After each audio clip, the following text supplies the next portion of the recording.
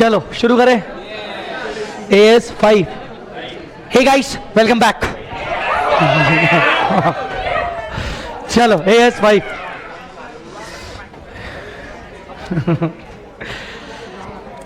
चलो जी, net profit और loss for the period, prior period, items and changes in accounting policies. नाम तो बहुत बड़ा है, छोटा है क्या? कितने पेजेस है? कितने पेजेस है? अरे ऐसे ऐसे।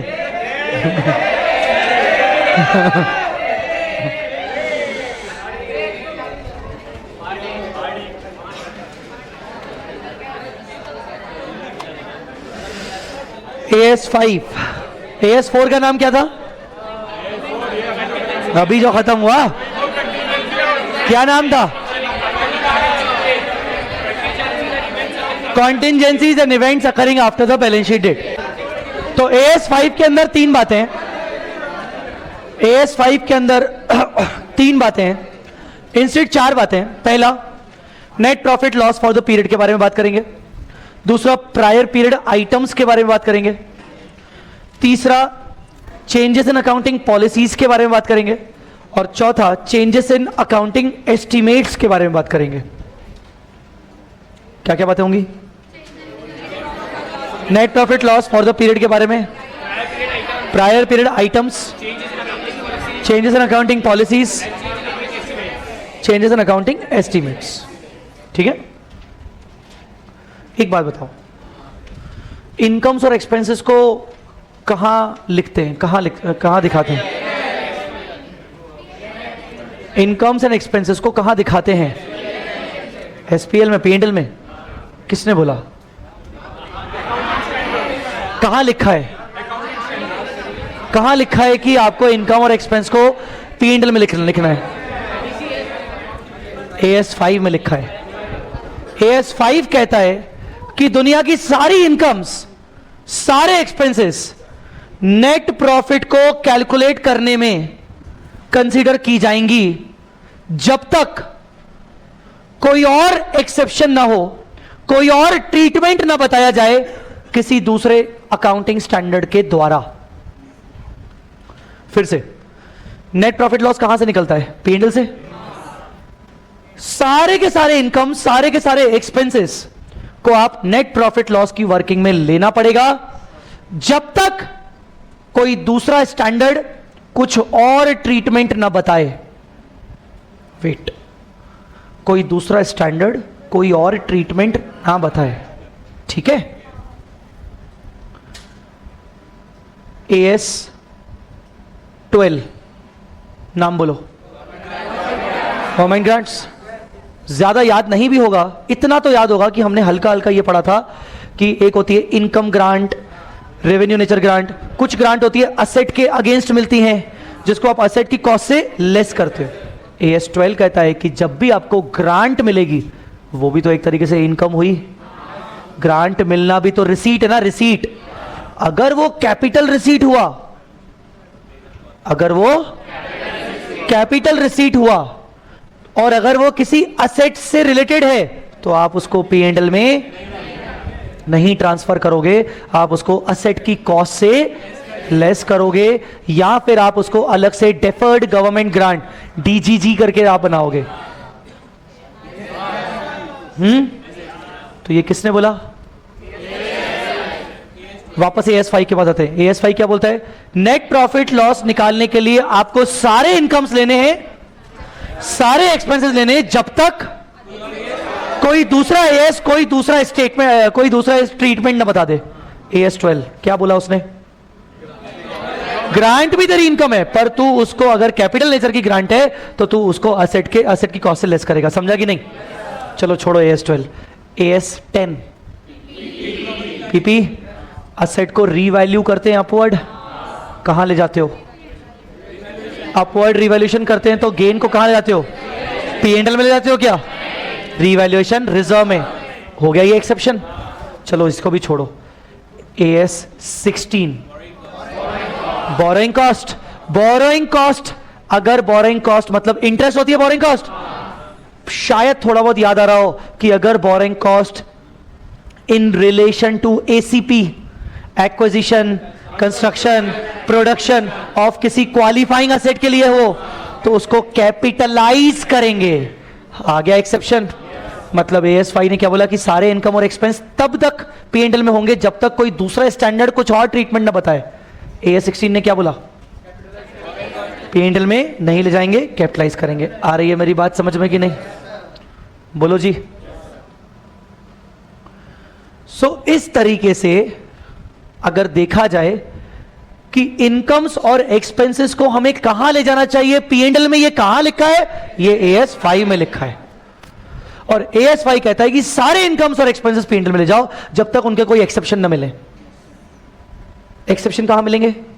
बाकी स्टैंडर्ड्स में। समझा कि नहीं? ठीक है, अभी आते हैं। अभी मैं आपको नाम का रेलेवेंस समझा रहा हूं। पहले अगला नाम net profit loss for the period में इतनी सी बात नहीं थी, बातें बहुत सारी है, मैंने आपको रिलेवेंस समझाया। हाँ, next prior period items. Financial statements जब हम प्रिपेयर कर रहे हैं तो क्या हमेशा ये इस बात की गारंटी है कि हमेशा हमारे फाइनेंशियल स्टेटमेंट्स एरर फ्री हों? कि एरर भी हो सकता है फाइनेंशियल स्टेटमेंट्स में? हो सकता है कि नहीं? हो सकता है, एरर हो सकता है। ऐसा भी तो हो सकता है कि फाइनेंशियल स्टेटमेंट में जो एरर था वो फाइंड आउट किया जाए, वो मालूम पड़े अगले साल। हो सकता है कि नहीं? तो एरर का पता चलना सेम ईयर में अच्छी बात है, फिर तो वो एरर हुआ ही नहीं, उसको तो सेम ईयर में रेक्टिफाई कर दिया। पर एरर का पता चलना अगले साल में, नेक्स्ट साल में, तो वो क्या बन जाएगा? Prior period item. मतलब वो कहीं ना कहीं किसी ना किसी तरीके से लास्ट ईयर के फाइनेंशियल स्टेटमेंट्स में कोई गलती की थी, अभी रियलाइज हो रही है, उसका अभी रेक्टिफिकेशन करना पड़ेगा। आ रहा है समझ में कि नहीं? उसके बारे में अभी अपन पढ़ेंगे कि भाई वो प्रायर पीरियड आइटम आपके करंट ईयर में अगर आया, क्योंकि वो पिछले साल का था, पिछले के पिछले साल का था, करंट ईयर में आया, तो वो करंट ईयर में आपके प्रॉफिट एंड लॉस स्टेटमेंट को कैसे अफेक्ट करेगा वो पढ़ेंगे। तीसरा क्या नाम है? Changes in accounting policies. Accounting policies कौन कौन सी हो सकती हैं? इन्वेंट्री को वैल्यूएशन करने की पॉलिसी, कॉस्ट और NRV which ever is lower. Cost के लिए कॉस्ट में फीफो लेना है, वेटेड एवरेज लेना है, ये एक पॉलिसी हो सकती है। हो सकती है कि नहीं? Depreciation is not a policy. Taking depreciation method is a change in accounting estimate. AS10 में ही पढ़ाया गया है आपको, पर छोड़ दो उसको, अभी मैं एस्टीमेट पे नहीं हूं, मैं पॉलिसी पे हूं। कैश सिस्टम फॉलो करना है कि अक्रूवल सिस्टम? क्या है? बोलो बोलो, क्या है? Accounting policy. मैं अपने एम्प्लॉइज को 20 साल बाद ग्रेचुइटी पे करूंगा, रिटायरमेंट बेनिफिट। जब पे करूंगा तभी तब मैं उस टाइम पे एक्सपेंस बुक कर लूंगा, अभी नहीं करता हूं, ये एक पॉलिसी हुई। या मैं अभी से ही प्रोविजन क्रिएट करना शुरू करूं, ये एक सेपरेट पॉलिसी हुई। हुई कि नहीं हुई? ये भी एक पॉलिसी। मैं बैड डेट्स का प्रोविजन नहीं बनाता, जब सचमुच में बैड डेट होंगे तो ही रिकॉर्ड करूंगा, या मैं बैड डेट्स का प्रोविजन बनाऊंगा, ये एक पॉलिसी। ये मेरे बिजनेस की पॉलिसी है कि मैं बैड डेट्स के ऊपर प्रोविजन नहीं बनाता, जब बैड डेट होंगे तभी होगा, तभी मैं रिकॉर्ड करूंगा। दूसरा पॉलिसी हो सकता है कि मैं बैड डेट्स के ऊपर पहले से ही प्रोविजन बना के चलता हूं, ये एक पॉलिसी है। कुछ आया समझ में कि नहीं? तो अकाउंटिंग पॉलिसी क्या है? अकाउंटिंग पॉलिसी कुछ सेट ऑफ रूल्स हैं जो आपको अकाउंटिंग करते वक्त असेट लायबिलिटीज के ऊपर अप्लाई करने पड़ते हैं, नहीं तो उनके बिना कंपैरेबिलिटी और यूनिफॉर्मिटी नहीं आती। यूनिफॉर्मिटी मतलब आप पिछले साल कोई और ट्रीटमेंट कर रहे हो, इस बार कुछ और कर रहे हो, अगले साल कुछ और कर रहे हो, आपके फाइनेंशियल स्टेटमेंट्स का कोई बेस ही नहीं है। तो अकाउंटिंग पॉलिसी एक बेस क्रिएट करता है। पॉलिसी अप्लाई करना मतलब मैं हमेशा इसको फॉलो करूंगा, ऐसा होना चाहिए, ताकि आपकी अकाउंटिंग, ताकि आपके फाइनेंशियल स्टेटमेंट किसी एक सेम बेस पे बनाए जाए। बात समझ में आ रही कि नहीं? और उन पॉलिसी को चेंज करना कहीं ना कहीं आपके करंट ईयर के और आपके फ्यूचर ईयर के प्रॉफिट्स अफेक्ट हो सकते हैं, तो उसका क्या इंपैक्ट आएगा वो पढ़ेंगे। चौथी चीज क्या बोली? Change in accounting estimate. Policy तो सेट ऑफ रूल्स होते हैं जो बेस क्रिएट करते हैं, पर एस्टीमेट कोई रूल नहीं होते। कई बार किसी असेट को रिकॉर्ड करने के लिए किसी लाइबिलिटी को रिकॉर्ड करने के लिए, कोई लॉसेस को अप्लाई रिकॉर्ड करने के लिए, इनकम को रिकॉर्ड करने के लिए हमारे पास एक्यूरेट इंफॉर्मेशन नहीं होती है। कुछ इंफॉर्मेशन मिसिंग होती है, और इस वजह से हम उन असेट, लायबिलिटी, इनकम, एक्सपेंस के ऊपर हम अपना एक अंदाजा लगाते हैं। बात जम रही है कि नहीं जम रही है? तो वो जो अंदाजा लगाना पड़ता है और अंदाजे के हिसाब से अकाउंटिंग करनी पड़ती है, या उनका अमाउंट जब हम अंदाजे के हिसाब से निकालते हैं, उसको बोलते हैं अकाउंटिंग एस्टीमेट। क्या होगा जब ये एस्टीमेट बदलेगा?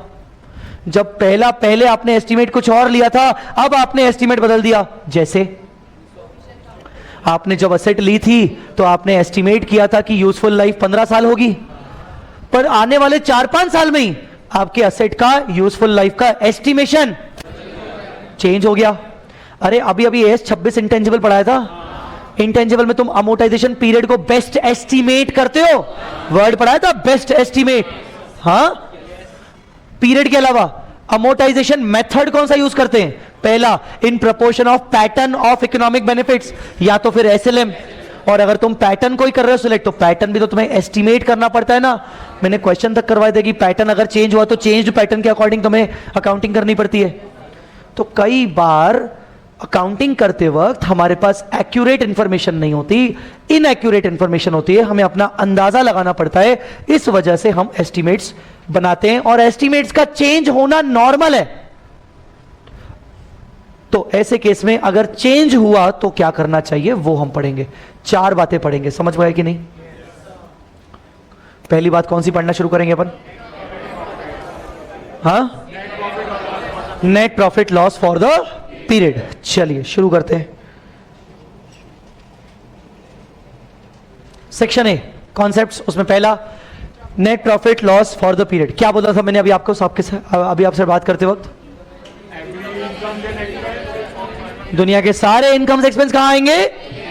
P&L में। बट जब तक कोई दूसरा स्टैंडर्ड, कोई और ट्रीटमेंट ना बोले, हमेशा हर चीज को P&L में डालना है। हर चीज मतलब एक्सपेंस और इनकम को। Expense includes losses, incomes includes gains. बोलो बेटा, क्लियर? पढ़े, आइए पढ़े। एज पर AS 5, all items of incomes and expenses which are recorded in a period, मतलब उस पीरियड के इनकम्स और expenses should be included in the determination of net profit loss। Determine करने के लिए तुम्हें सारे इनकम्स लेने हैं, तुम्हें सारे एक्सपेंसेस लेने पड़ेंगे, अनलेस, क्या बोल रहा है अनलेस में? कोई दूसरा AS कुछ और रिक्वायरमेंट ना लेके आ जाए। जब तक नहीं जमा, क्या जमा? सारे आइटम ऑफ इनकम, सारे item of expense net profit निकालने के लिए लगा दो, unless any other AS permit otherwise, require otherwise. Example नीचे पढ़ो, कौन कौन से हैं? क्या था AS 10 के अंदर? बोलो बोलो, क्या था AS 10 के अंदर? Upward revaluation of financial assets, the difference should be transfer to revaluation reserve. समझा कि नहीं? समझा कि नहीं? AS 12 ग्रांट, अगर डेप्रिशिएबल एसेट के रिस्पेक्ट में मिल रहा है तो आप उसको डिडक्ट करोगे कहां से? बुक वैल्यू से। ये सब इनकम ही है तुम्हारी, पर इन इनकम्स को, एक्सपेंसेस को तुम P&L में नहीं ले जा रहे हो। क्यों नहीं ले जा रहे हो? अदर है। तो बताओ, AS 5 ज्यादा पावरफुल हुआ कि अदर AS ज्यादा पावरफुल? अदर है। AS 5 कौन हुआ? रेसिडुअल, जिसका कोई नहीं। AS 5 P&L में आ जाओ। आई बात समझ में कि नहीं? जिसका कोई नहीं उसके लिए मैं हूं। आई बात समझ में कि नहीं? क्लियर? बोरोइंग कॉस्ट को आप ऐड करते हो कॉस्ट ऑफ फिक्स्ड एसेट में।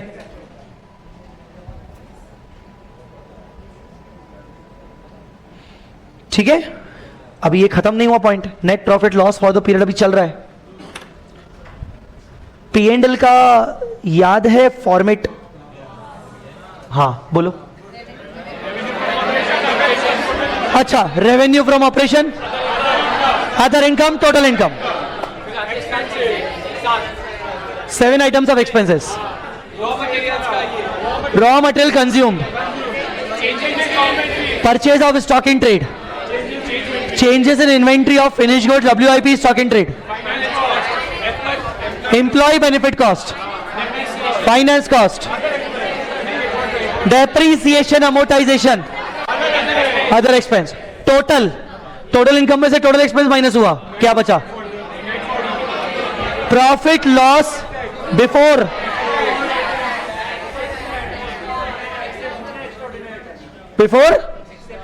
एक्सेप्शनल एंड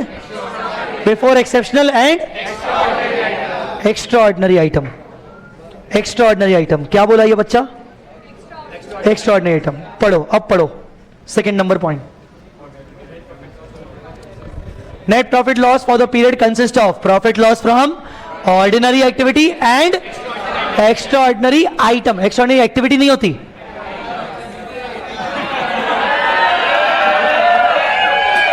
Extraordinary हमेशा आइटम होता है, ठीक है? तो तुम्हारे साल भर के प्रॉफिट एंड लॉस में तुम्हारा साल भर का जो नेट प्रॉफिट आता है वो कौन सी दो चीजों से बन के आता है? ऑर्डिनरी एक्टिविटी की इनकम और एक्सपेंस से, और कुछ एक्स्ट्राऑर्डिनरी आइटम से. सर इसमें एक्सेप्शनल नहीं है. I want the answer. Sir इसमें एक्सेप्शनल नहीं है. तीन होने चाहिए ना sir, ordinary activity, extraordinary item, exceptional item. क्योंकि सर वो तो था ना profit loss before exceptional and extraordinary.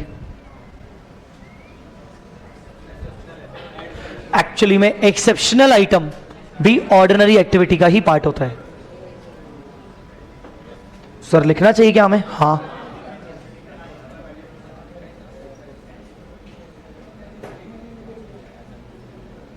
Exceptional items are the part of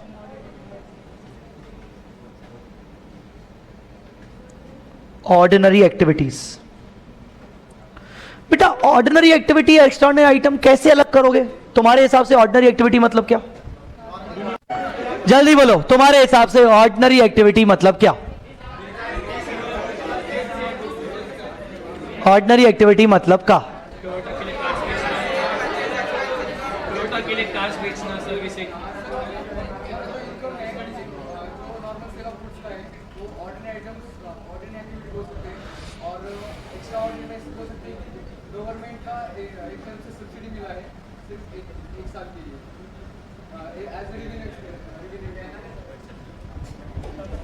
ordinary activity माने एंटिटी अपने जो भी गुड्स एंड सर्विसेज में डील करने के लिए जो भी खर्चे कर रही है, चाहे डायरेक्टली चाहे इनडायरेक्टली, उनको जो भी इनकम्स मिल रही हैं, चाहे वो डायरेक्टली हो चाहे वो इनडायरेक्टली हो, जिससे वो अपने बिजनेस को और पुश कर सकती हैं. इवन अगर उनको ग्रांट मिल रहा है तो भी वो ऑर्डिनरी है, क्योंकि उनके बिजनेस के लिए जरूरी है. आ रही है मेरी बात समझ में कि नहीं? अगर एंटिटी को ग्रांट तक मिल रहा है तो ग्रांट भी क्यों मिल रहा है? ताकि वो बिजनेस और अच्छे से कर सके. तो ग्रांट भी एक ऑर्डिनरी एक्टिविटी हुई. अगर उनको अदर इनकम मिल रही है, इन्वेस्टमेंट से डिविडेंड मिल रहा है, इन्वेस्टमेंट से इंटरेस्ट मिल रहा है, वो भी ऑर्डिनरी एक्टिविटी, कोई एक्स्ट्रा ऑर्डिनरी नहीं हो रहा. ऑर्डिनरी मतलब जो नेचुरली एक बिजनेस से एक्सपेक्टेड है. नेचुरली कोई ऐसी एक्टिविटी जो बिजनेस करने से एक्सपेक्टेड है, चाहे वो डायरेक्ट नेचर की हो चाहे वो इनडायरेक्ट नेचर की हो. यार एक एक्सपेक्टेड है ना, एक व्यक्ति अगर अपना बिजनेस करेगा और अगर कोई एक्स्ट्रा अर्निंग करेगा तो उस एक्स्ट्रा अर्निंग को कहीं ना कहीं इन्वेस्ट करेगा. इन्वेस्ट करने से एक्स्ट्रा अर्निंग और अचीव करने की कोशिश करेगा. वो भी तो उसने कहीं ना कहीं बिजनेस की मदद से ही किया ना. इसमें वो कोई एक्स्ट्रा ऑर्डिनरी काम नहीं कर रहा. तो ऑर्डिनरी एक्टिविटी में बस ये मत सोचना कि बस डायरेक्ट एक्सपेंसेस आते हैं, डायरेक्ट और इनडायरेक्ट. आमतौर पर बिजनेस में की गई हर एक एक्टिविटी ऑर्डिनरी एक्टिविटी होती है. We can't define ordinary activity as such. Instead we should define what is extra ordinary. बात समझ में नहीं आएगा? हमें पहले यह सोचना है कि एक्स्ट्रा ऑर्डिनरी क्या है, और एक्स्ट्रा ऑर्डिनरी जो हो गया तो उसको छोड़कर बाकी सब क्या होगा. तो let's start with extra ordinary first. पहले अपन एक्स्ट्रा ऑर्डिनरी की बात करते हैं, इससे क्या ज्यादा क्लियर होगा. अगले पेज पर आइए, एक्स्ट्रा ऑर्डिनरी की डेफिनेशन पहले बात करते हैं. वो ज्यादा जरूरी है ये समझना कि भाई ऑर्डिनरी क्या हो जाएगा, क्योंकि ऑर्डिनरी को डिफाइन नहीं कर सकते कि यार ये ऑर्डिनरी है कि नहीं है. मेरे को यार मैं आज तुम लोगों से फीस ले रहा हूं, ऑर्डिनरी है ठीक है, पर वो फीस लेकर मैं कुछ इन्वेस्टमेंट्स कर रहा हूं प्रॉपर्टी में, और वो प्रॉपर्टी से मुझे किराया मिल रहा है, वो भी ऑर्डिनरी है। मेरे को देखो, कड़क है ना? थोड़ी देर के लिए पंखा बंद कर दे, गर्म होनी चाहिए इसे। हाँ, एसी भी बंद कर देते हैं।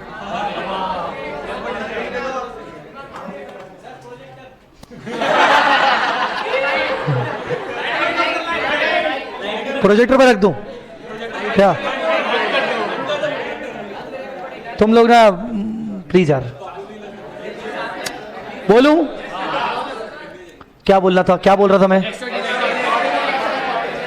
मतलब मैं टीचिंग इनकम से अगर कुछ इन्वेस्ट कर रहा हूं प्रॉपर्टी में, और वो प्रॉपर्टी किसी को किराए पर दे रहा हूं और उससे मुझे रेंट आ रहा है, मैं इसको एक्स्ट्राऑर्डिनरी नहीं बोल सकता। ये भी कहीं ना कहीं टीचिंग से जुड़ा ही हुआ है, इनडायरेक्टली कहीं ना कहीं इसको टीचिंग इनकम से ही मैं जोड़ के देख रहा हूं, क्योंकि कहीं ना कहीं वो रेंट इसीलिए कमा पाया और वो मेरे को रिकरिंग नेचर पे हो रहा है, क्योंकि मैं वहां से टीचिंग से इनकम कमा रहा हूं, तो वो मैं इन्वेस्ट कर पा रहा हूं, तो इनडायरेक्टली वो मेरी ऑर्डिनरी एक्टिविटी का हिस्सा है। So we can't define ordinary activity as such, instead we should focus on, now focus क्या लिखा है? Extraordinary items. अच्छा, एक्स्ट्राऑर्डिनरी एक्टिविटी नहीं होती, फिर से बोल रहा हूं, ठीक है? क्या होंगे? Item. Now focus and read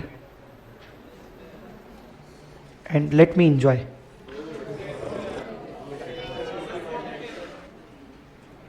पढ़ लो बे।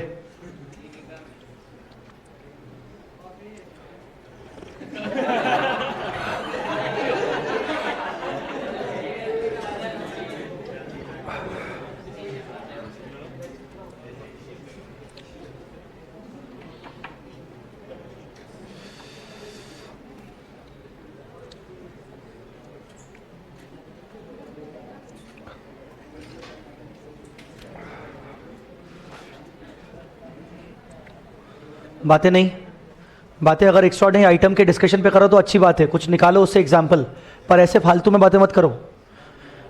आपको याद होना चाहिए कि आप सुबह से इधर बैठे हो, अपना कीमती समय कोर्स को कंप्लीट करने में दे रहे हो, तो आप जल्दी से जल्दी घर भी जाना चाह रहे होगे, है ना? तो कॉन्सेंट्रेट करो। पहले तो एक्स्ट्राऑर्डिनरी आइटम कभी भी कोई असेट लायबिलिटी नहीं हो सकता। एक बात बोलूं आपसे, असेट लायबिलिटीज के ऊपर तो कई सारे स्टैंडर्ड्स एप्लीकेबल होते हैं। बैलेंस शीट रिलेटेड बहुत सारे स्टैंडर्ड्स हैं। कौन कौन से बैलेंस शीट रिलेटेड है? AS2 इन्वेंट्री बैलेंस शीट में जाती है, AS4 धीरे धीरे बात करो, पहले उस पर फोकस करो, पहले जो बोल रहा हूं। 4 क्यों? एडजस्टिंग इवेंट आपके किसी ना किसी असेट एंड लायबिलिटी को इफेक्ट करेगा ना, ठीक है? उसके बाद 7th और 9th और रेवेन्यू है, बिल्कुल वो P&L वाला हो गया। 10 पीपी, बोलो जी। 11 में आपके foreign debtors, foreign creditor. 12 mix है, 12 क्या है? मिक्स है कि गवर्नमेंट ग्रांट कैपिटल रिसीट भी होगी तो रेवेन्यू रिसीट भी होगी। 13 इन्वेस्टमेंट्स, 14 अमेल कमीशन, वो भी बैलेंस शीट रिलेटेड। हाँ, 15 आपको पता नहीं है तो रहने दो। 16 बोरिंग कॉस्ट, वो भी कैपिटलाइजेशन बैलेंस शीट, ठीक है? 17 आपको पता नहीं तो छोड़ दो। 18 वैसे भी कुछ भी नहीं, एसेट लायबिलिटी कुछ नहीं होता उसका। 19 लीजेस, मोस्टली बैलेंस शीट, हाँ उससे जुड़ा हुआ, फिर इनकम बुक करते हैं। 20 वो तो बैलेंस शीट P&L है ही नहीं, वो तो डिस्क्लोजर बेस्ड है, EPS। तो ऐसे ना मैक्सिमम स्टैंडर्ड आप देखोगे आपके बैलेंस शीट रिलेटेड होते हैं। ये AS5 आपका डेडिकेटेड फॉर P&L है, इसका हर एक हिस्सा P&L को समर्पित है। किसी न किसी तरीके से आपको इसमें P&L की चीजों का रिफ्लेक्शन आएगा। तो सबसे पहले उसने क्या बोला? एक्स्ट्राऑर्डिनरी आइटम्स आर सभी प्रकार के इनकम्स और एक्सपेंसेस जो असेट लायबिलिटी नहीं है, जो अराइजिंग फ्रॉम या तो किसी इवेंट से, इवेंट मतलब कोई नुकसान, थेफ्ट, चोरी, बोलो बेटा, earthquake event, flood event, transaction मतलब इंश्योरेंस क्लेम मिलना, कोई नॉर्मल ट्रांजैक्शन, ऐसा कोई भी इनकम एक्सपेंस या तो जो इवेंट से पैदा हो या तो जो ट्रांजैक्शन से पैदा हो, ठीक है? 2 पॉइंट्स बहुत इंपॉर्टेंट है, विचार क्लियरली डिस्टिंक्ट फ्रॉम, जिसका ऑर्डिनरी एक्टिविटी से कोई लेना देना, and are not expected to recur, मतलब नॉन रिकरिंग होना चाहिए। क्या होना चाहिए? Non recurring. लिख दीजिए। तो पहले तो मैं आपको बता दूं कि एक कैरेक्टरिस्टिक तो तुम्हें मिल गया कि एक्स्ट्रा ऑर्डिनरी आइटम में ना नॉन रिकरिंग नेचर होना चाहिए। क्या होना चाहिए?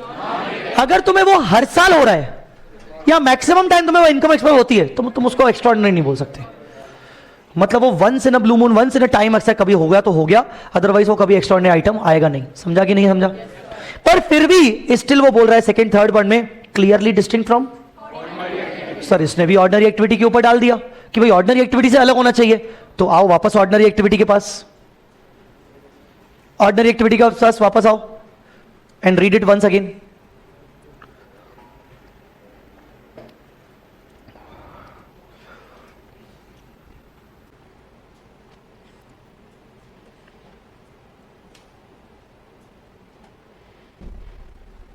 क्या बोल रहा है भाई?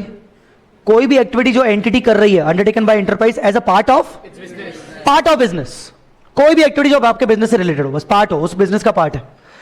अब लिखो पार्ट ऑफ बिजनेस, आइदर, इसके आगे लिखना आइदर डायरेक्टली और इनडायरेक्टली।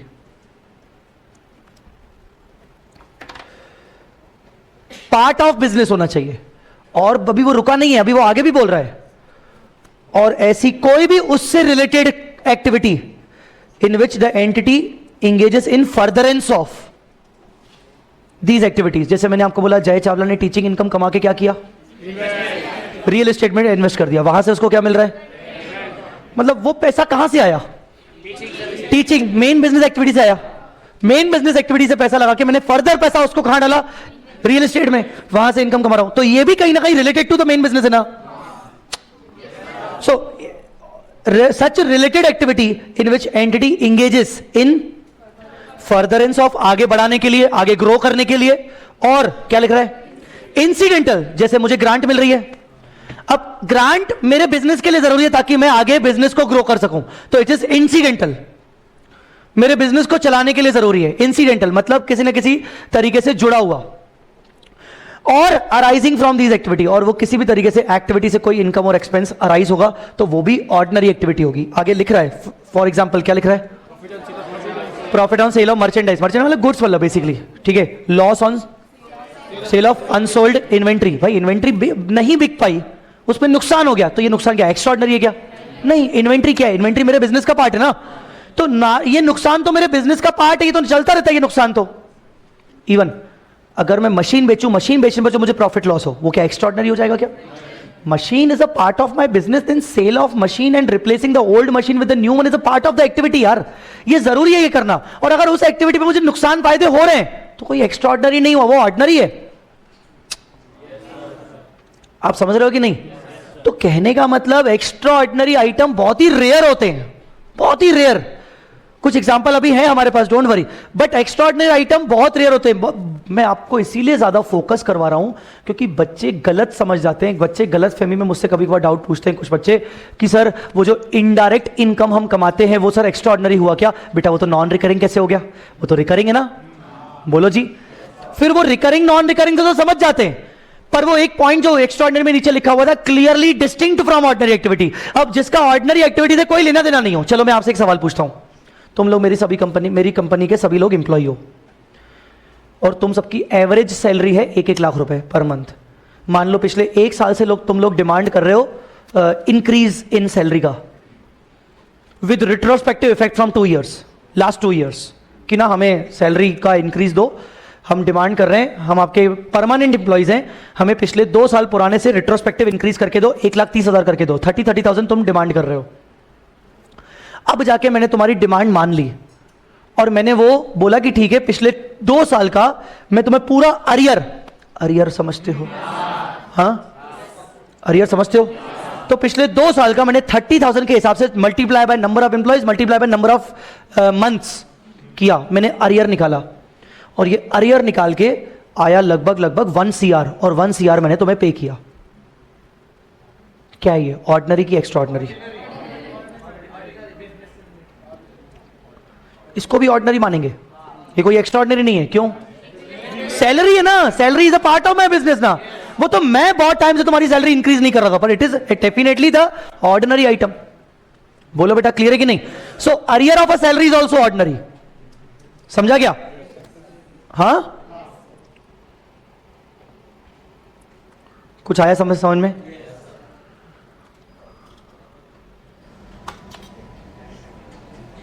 तो मुझे बताओ, नेट प्रॉफिट लॉस कितनी चीजों से मिलके बनता है? 2 चीजों से। कौन सी 2 चीजों से?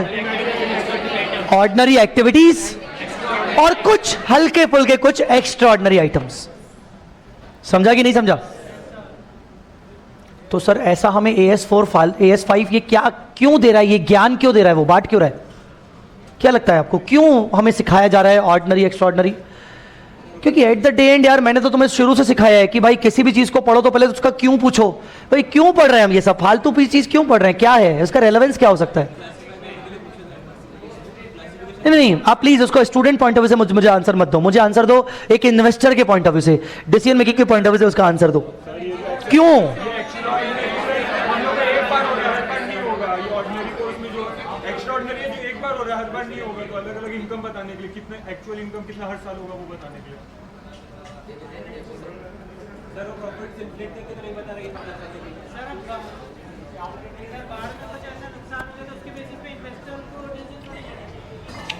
करेक्ट करेक्ट, इसने दिया जवाब। आप मुझे बताओ, अगर मैं आपको कहूं ये है तुम्हारा रेवेन्यू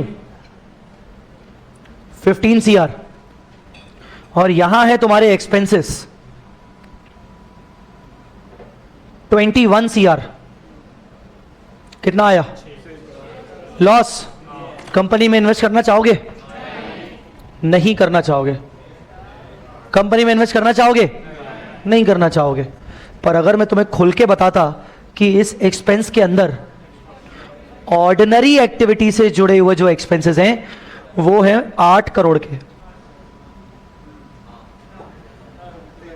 और बाकी एक्स्ट्रा ऑर्डिनरी जो आइटम है जो नॉन रिकरिंग है, इस बार हुआ, बाढ़ आ गई, अर्थक्वेक आ गया, उससे हेवी नुकसान हुआ, 21 - 8 कितना हुआ? 13 करोड़ है। भले लॉस आया है पर अब तुम आइडेंटिफाई कर पा रहे हो कि लॉस क्यों आया है? बोलो बोलो ना बेटा, अब लॉस को आइडेंटिफाई कर पा रहे हो कि नहीं कर पा रहे हो? पहले तो नहीं, पहले बोल रहे अरे क्यों, कैसी कंपनी है, अरे नहीं नहीं नहीं खराब कंपनी है, ये सही है, काम की नहीं है कंपनी। इससे इंफॉर्मेशन मिसलीड हो रही है कि नहीं हो रही है? मिसलीड हो रहा है। यहां से एएस पूरा ध्यान रखता है, कंपनीज का भी पूरा ख्याल रखता है कि भाई किसी भी तरीके से मिसलीडिंग इंफॉर्मेशन ना जाए। समझा कि नहीं? अब मिसलीडिंग ना जाए तो क्या करना पड़ेगा? बताओ क्या करना पड़ेगा? P&L में ही एक्सपेंस के 2 हिस्से दिखा दो। कौन से कौन से? ऑर्डिनरी को अलग दिखाओ, एक्स्ट्राऑर्डिनरी को, मतलब ऑर्डिनरी अलग दिखाने की जरूरत नहीं, वो तो सारे एक्सपेंस ऑर्डिनरी के होंगे ही होंगे। एक्स्ट्राऑर्डिनरी को अलग दिखा दो ताकि अगर कोई डिसीजन ले तो एटलीस्ट उसको समझे कि हाँ अच्छा ये एक्स्ट्राऑर्डिनरी है, नॉन रिकरिंग है, इस साल हुआ, उसका फिर उसका डिस्क्लोजर के अंदर ना आएगा भी तो सही ना, क्यों हुआ ये? बोलो ना बेटा। तो बताओ कि आपको क्यों पढ़ाया जा रहा है ये एक्स्ट्राऑर्डिनरी और ऑर्डिनरी? मिसलीड ना करें, फाइनेंशियल स्टेटमेंट में क्या ना करें? मिसलीड ना करें, ताकि सही फाइनेंशियल इंफॉर्मेशन के बेसिस पर डिसीजन मेकिंग ली जा सके। अभी नलायक को लिख लो ये पॉइंट्स, देख रहे हो घूर के क्या लिखना है सर? सर बताओ ना सर। आप ऐसा लिख सकते हो कि why this bifurcation is required between ordinary and extraordinary, question mark करके लिख सकते हो, why this bifurcation of ordinary and extraordinary is required. फिर उसके नीचे आप लिख सकते हो, उसके नीचे आप ये डाल दो ना, उसके नीचे आप ये डाल दो, ये बोर्ड में जो मैंने बनाया, why this bifurcation of extraordinary and ordinary is required, ये डाल के फिर मैं आपको आगे बताता हूं क्या लिखना है। पहले आप ये डाल दो पहले।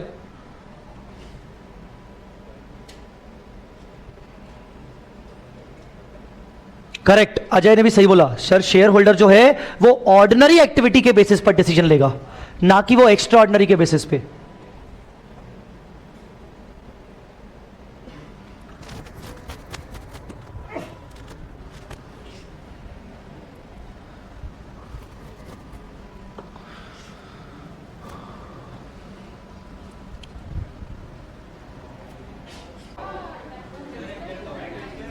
हाँ ये बना लिया क्या? इसका रेलेवेंस क्या लिखा तुमने? अभी नीचे लिखना पड़ेगा कि अगर इसका बाइफर्केशन नहीं होता तो कोई भी ऑर्डिनरी व्यक्ति क्या समझता कि कंपनी तो अंडर परफॉर्मिंग है।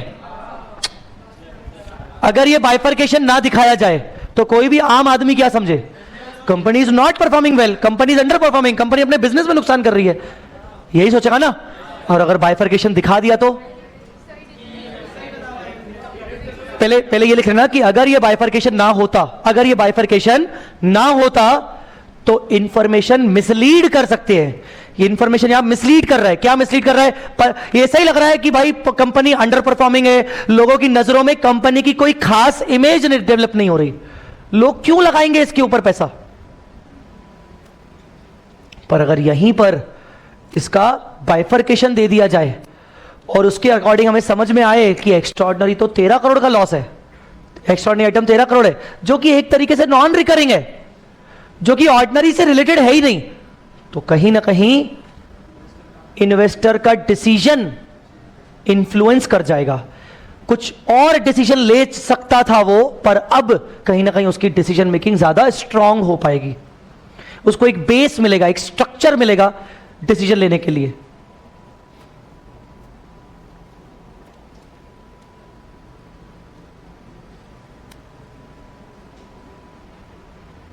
नहीं समझा? So why this bifurcation is required? Final conclusion: to avoid misleading information, for better decision making. हम ऑडिट वाला पॉइंट लिख लेना, ट्रू एंड फेयर व्यू। यार मेरे को ऐसा सुनने में आता था कि यस सर, क्या यस सर, कुछ भी मेरे को ऐसा सुनने में आता था कि ऑडिट के टाइम पे कुछ इन एएस की रिक्वायरमेंट होती है, 4, 5, 18, 29, बहुत सारे, 10 तो नहीं है, फिर भी वो ग्रुप 1 का है। ऑडिट के टाइम पर आपके ऑडिट के टीचर, जो भी आपने जहां जहां से पढ़ा है, आपके ऑडिट के टीचर एएस का बताते हैं बीच बीच में।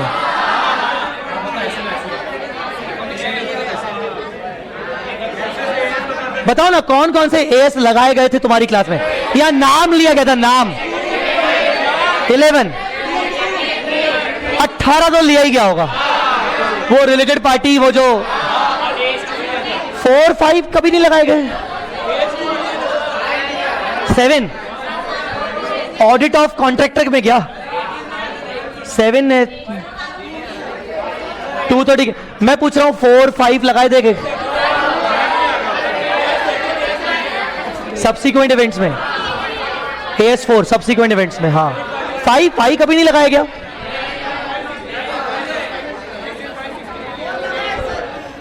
नहीं, AS5 बोल रहा हूं, 4 तो सब्सिक्वेंट इवेंट में आया होगा, AS5 का भी रिलेवेंस।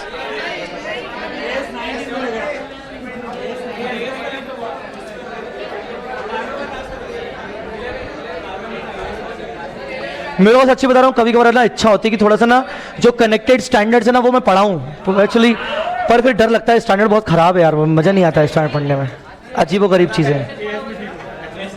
है ना, बोरिंग है ना बहुत।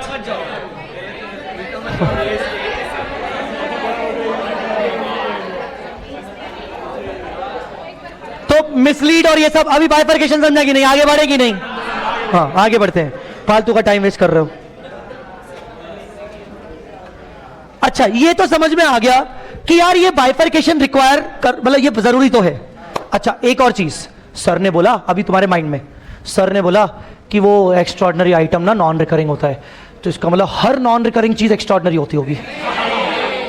नहीं, मैंने ये नहीं बोला, एक्स्ट्राऑर्डिनरी आइटम का एक फीचर बताया कि वो नॉन रिकरिंग होना चाहिए, पर हर दुनिया का नॉन रिकरिंग आइटम एक्स्ट्राऑर्डिनरी हो ऐसा तो क्या लिखोगे?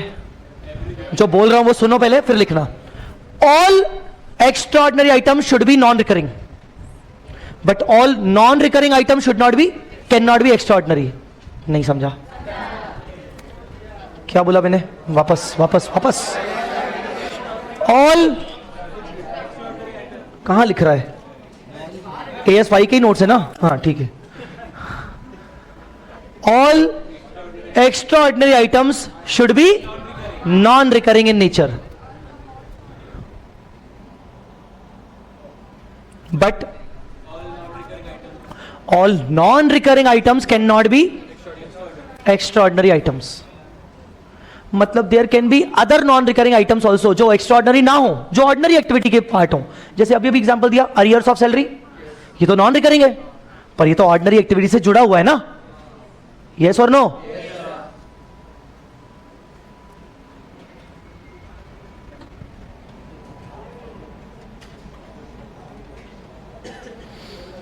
हाँ चलो सर, ये तो समझ में आ गया कि ऑर्डिनरी क्या है, एक्स्ट्रा ऑर्डिनरी क्या है, करना क्या है अब? बोलो बोलो। नहीं, अकाउंटिंग डेबिट क्रेडिट यहां पर नहीं है, ये पूरा ये जो स्टैंडर्ड ये सब डिस्क्लोजर और प्रेजेंटेशन बेस्ड है। क्या करना है? चलो सर ये मालूम पड़ गया, तो मुझे खुद ही बताओ ना बेटा, ये मैंने अभी तुम्हारे सामने एग्जांपल रखा, तुम्हें क्या करना चाहिए अब? तुम्हें बाइफरकेट।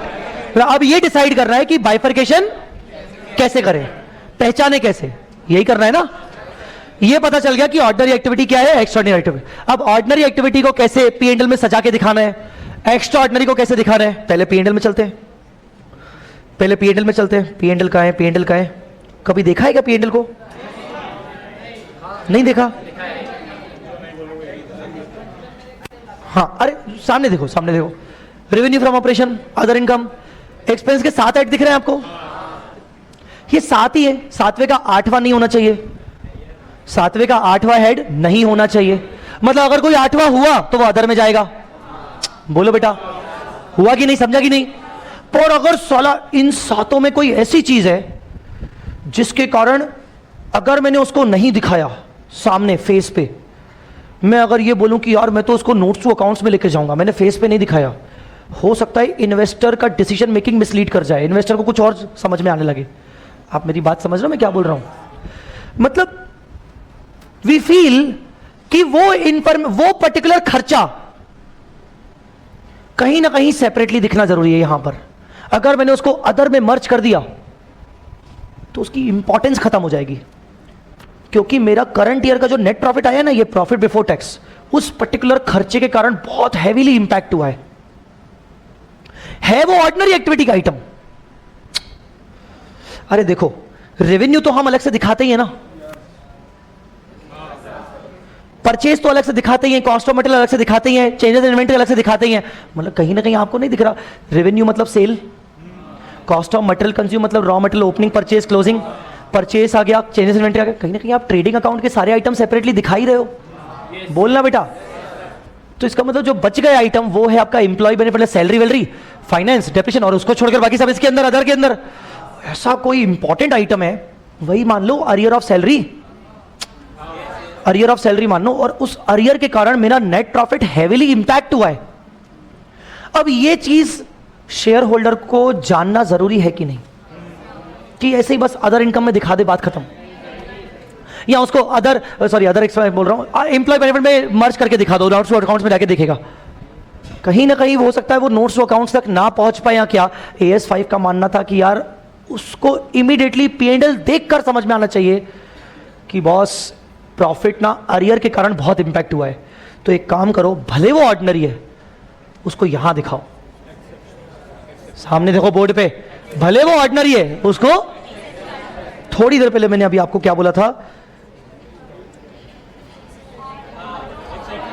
क्या बोला था? ऑर्डिनरी एक्टिविटी का ही पार्ट होता है एक्सेप्शनल, पर उसको अलग से दिखाओ। तो सर हम कैसे डिसाइड करें कि उसको इसके अंदर दिखाना है, उसको सेपरेटली दिखाना है? हम कैसे डिसाइड करें? ये लो, क्या क्या लिखा है, what to do with the item of ordinary activity. मेरे साथ साथ अभी सब पढ़ेंगे, मनी मन में मैं पढ़ता जाऊंगा, आप साथ साथ पढ़ते जाएंगे। एज पर AS5 when the item of income और एक्सपेंस फ्रॉम ऑर्डिनरी एक्टिविटी, आगे लिखा है आर ऑफ, उसका साइज ऐसा है, साइज मतलब यहां पर क्वांटिफाइबल अमाउंट, उस आइटम इनकम या एक्सपेंस का साइज ऐसा है, या फिर साइज छोड़ दो, उसका नेचर ही ऐसा है कि उसका डिस्क्लोजर करना, that there disclosure is relevant, disclosure करना जरूरी है, उसका डिस्क्लोजर करना जरूरी है। क्यों जरूरी है? To explain the performance of the enterprise. AGM होती है ना, AGM में फाइनेंशियल स्टेटमेंट्स को प्रेजेंट करते हैं किसके सामने? इमेजिन करो हर शेयर होल्डर के पास में जो तुम्हारी ये बुक रखी है, ये फाइनेंशियल स्टेटमेंट्स है। अब शेयर होल्डर तुमसे सवाल कर रहे हैं कि प्रॉफिट कैसे आया, ये इस बार इतना कम प्रॉफिट क्यों, पिछली बार तो अच्छा ग्रोथ थी, इस बार प्रॉफिट कम क्यों, क्या एक्सप्लेन करोगे? तुम्हें एक्सप्लेनेशन करना है ना। और तुम जानते हो कि इस बार प्रॉफिट कम इसीलिए आया क्योंकि अरियर को ऑफ सैलरी देना पड़ा इस बार, बोलो ना बेटा। या इस बार जीएसटी का, इस बार क्या बोलते हैं, जीएसटी की हैवी डिमांड आ गई हमारे ऊपर, हमने कंप्लायंसेस नहीं किए थे, 100% पेनल्टी लग गई, उसके कारण हमारे प्रॉफिट इंपैक्ट कर गए। अब तुम्हें जीएसटी, मुझे बताओ, जीएसटी ऑर्डिनरी एक्टिविटी हुआ कि एक्स्ट्राऑर्डिनरी? ऑर्डिनरी हुआ। अब पेनल्टी लगना, वो सब लगना, भले वो कुछ भी है, पर हुआ तो आपके बिजनेस से रिलेटेड ना, बोलो बेटा। तो क्या बताओ, because of this size, arrear of salary, GST, उसकी साइज के कारण आपका प्रॉफिट इंपैक्ट हुआ है। ये तुम जानते हो क्योंकि तुम्हारी कंपनी है, मैं तुम्हारा शेयर होल्डर हूं, मुझे बताओ क्यों हुआ। इसको पढ़ते, मैं जो पूछ रहा हूं ना, उसके लिए तुम ये वाला स्टेटमेंट येलो वाला पढ़ो। मैं तुमसे जानना चाहता हूं कि मुझे बताओ प्रॉफिट कम क्यों हुआ इस बार। तो ये लिखा है, यू हैव टू एक्सप्लेन ना, आपको एक्सप्लेन करना पड़ेगा मुझे। और आपको एक्सप्लेन कोई ऐसे जबान से एक्सप्लेन नहीं करना पड़ेगा। फाइनेंशियल स्टेटमेंट एक जबान है अकाउंटिंग की, आपके फाइनेंशियल स्टेटमेंट बोलने चाहिए, बताने चाहिए खुद से, कोई एक्सप्लेन अलग से ना करे। ताकि तो आपके फाइनेंशियल स्टेटमेंट में इतनी शक्ति होनी चाहिए कि वो खुद, इतने बढ़िया तरीके से उसको बनाया जाना चाहिए ताकि वो खुद हर चीज खुद बता दें कि क्या क्या हुआ। अरे समझा कि नहीं? तो क्या एक्सप्लेन करना है तुम्हें? टू एक्सप्लेन द, क्या क्या करना है तुम्हें एक्सप्लेन? परफॉर्मेंस मतलब प्रॉफिट लॉस। बचपन में पढ़ते थे, छोटे छोटे बच्चे थे कि बैलेंस शीट फाइनेंशियल पोजीशन बोलती है और पी&एल परफॉर्मेंस बोलता है। और मैंने अभी क्या समझा है, AS5 is all about performance, मतलब पी&एल। तो परफॉर्मेंस एक्सप्लेन करने के लिए, परफॉर्मेंस एक्सप्लेन करने के लिए तुम्हें उसके साइज या उसके नेचर के अकॉर्डिंग तुम्हारा उसका डिस्क्लोजर रेलेवेंट हो जाएगा। वापस से पूरी पॉइंट पढ़िएगा। अब पूरी पॉइंट वापस से मन में पढ़ो। Guys, what is the ultimate intention? The ultimate intention of AS5 is that for explaining the profit loss situation of the company, you should disclose everything. समझा कि नहीं? You should disclose every material thing. नहीं समझा? Immaterial से कोई decision making पर effect नहीं पड़ेगा, बट परफॉर्मेंस एक्सप्लेन करने के लिए जो भी मटेरियल चीजों ने तुम्हारे P&L को अफेक्ट किया है वो सब कुछ डिस्क्लोज कर दो। अब जो मैंने बोला उस पॉइंट का रिफ्लेक्शन आपको इसमें दिखना चाहिए। पढ़ो।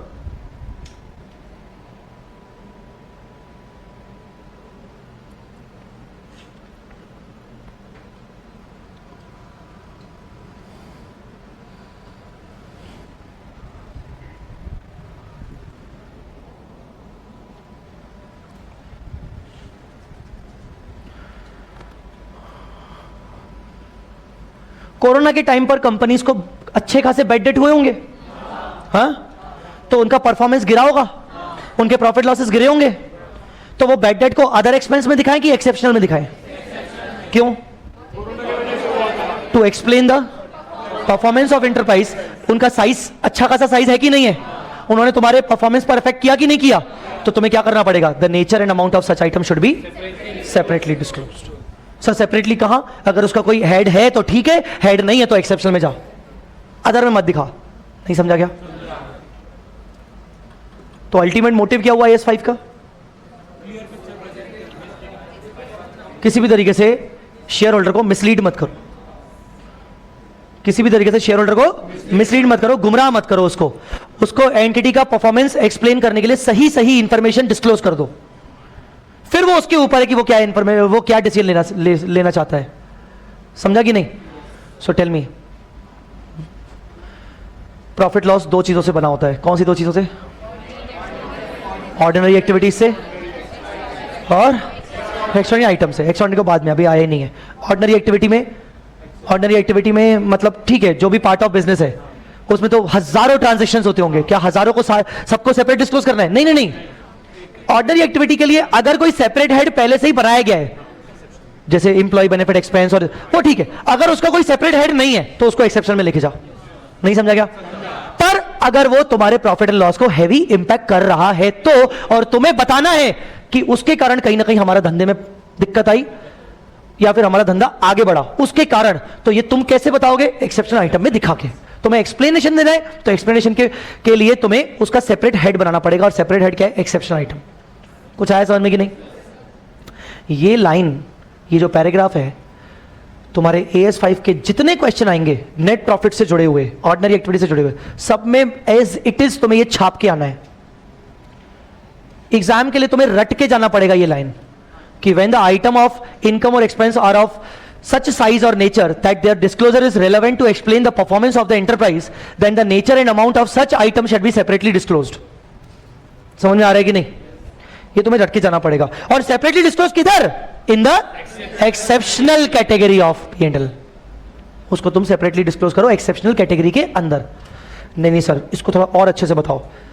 अब इन सिंपल टर्म्स, अब यहां से इंपॉर्टेंट आपको एक एक करके समझ में आएगा. चलो, पहला क्या लिख रहा है? Item of ordinary activity shall either have defined heading, जैसे purchase of stock in trade is a defined heading, employee benefit expense is a defined heading, finance cost is a defined heading. तो ये सब क्या item है? Ordinary की extraordinary है? तो ordinary activity के आइटम्स का मैक्सिमम हेडिंग क्या है? डिफाइन है. को तो प्रॉब्लम नहीं है, ठीक है. जैसे रेवेन्यू फ्रॉम ऑपरेशन एक डिफाइंड है, जैसे फाइनेंस कॉस्ट डिफाइंड है, एम्प्लॉय बेनिफिट एक्सपेंस डिफाइंड है. बट आगे देखो क्या लिखा है, if they don't have separate headings and required to be disclosed separately. क्यों क्यों क्यों क्यों? to explain the performance of the entity. entity के performance को explain करने के लिए उनका separate disclosure जरूरी है, पर defined heading नहीं है उसके लिए. क्या करूं? क्या करूं?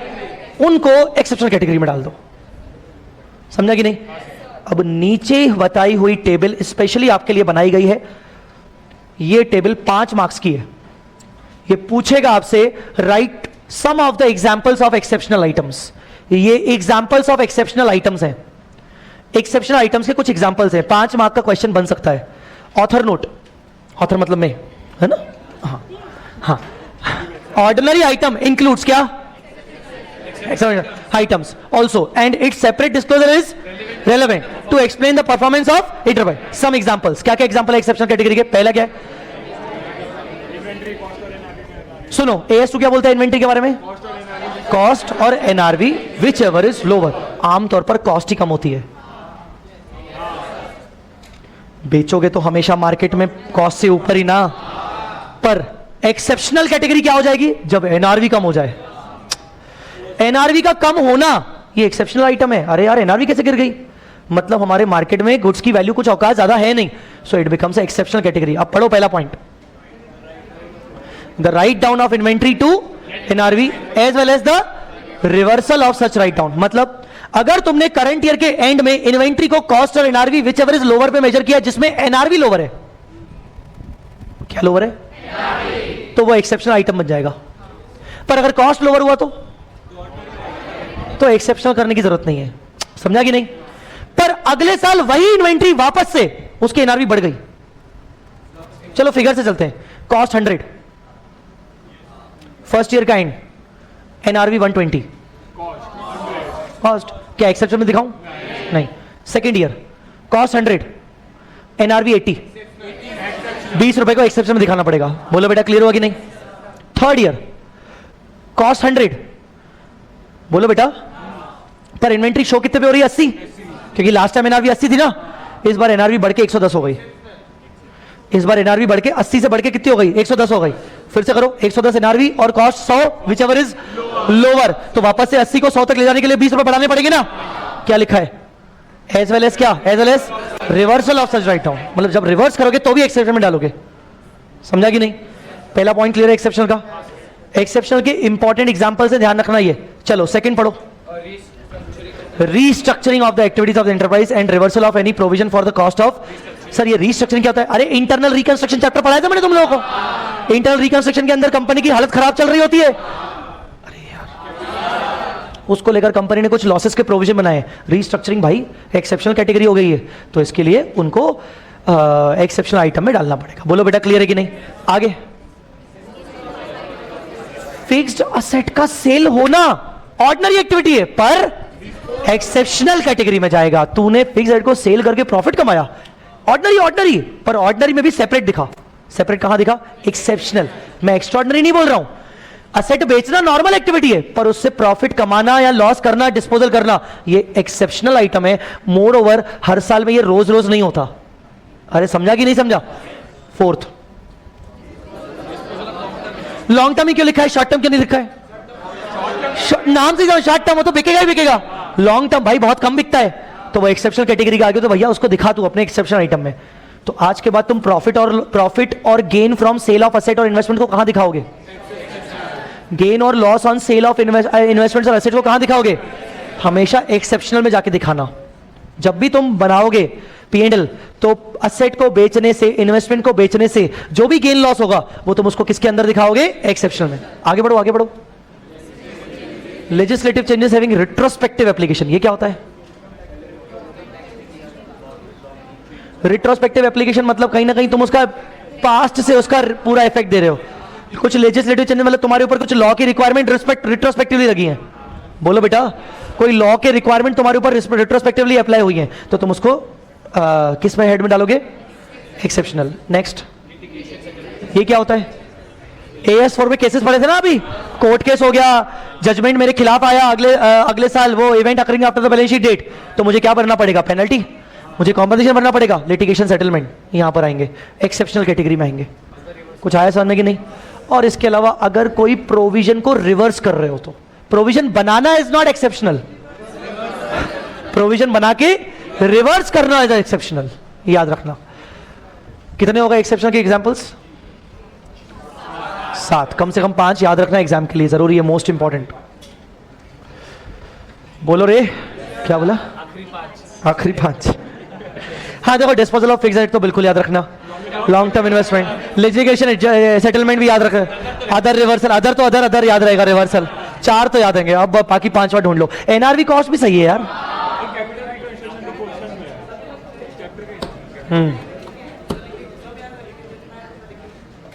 जितना है उतना लिख के आना बाजी, है ना?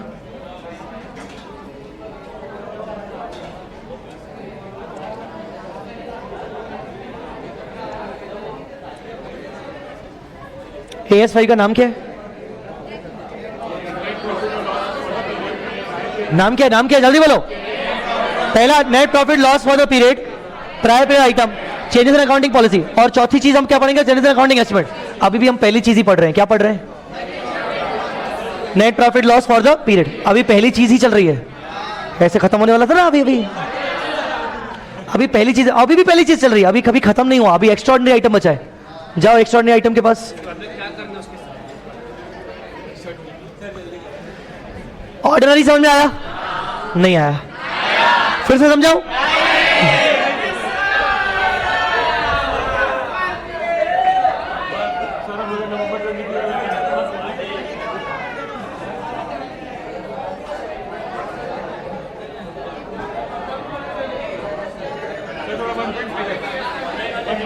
मैं चाहता नहीं हूं, मैं अगर 1.5x करना हो तो मैं चार्ट बुक उठा के चार्ट बुक से पढ़ाना शुरू कर दूं।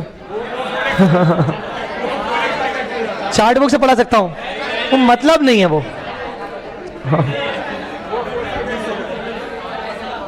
क्या यार, तुम लोगों को होना चाहिए। देखो यार, आदमी क्या मतलब बिल्कुल घुस घुस के पढ़ा रहा है।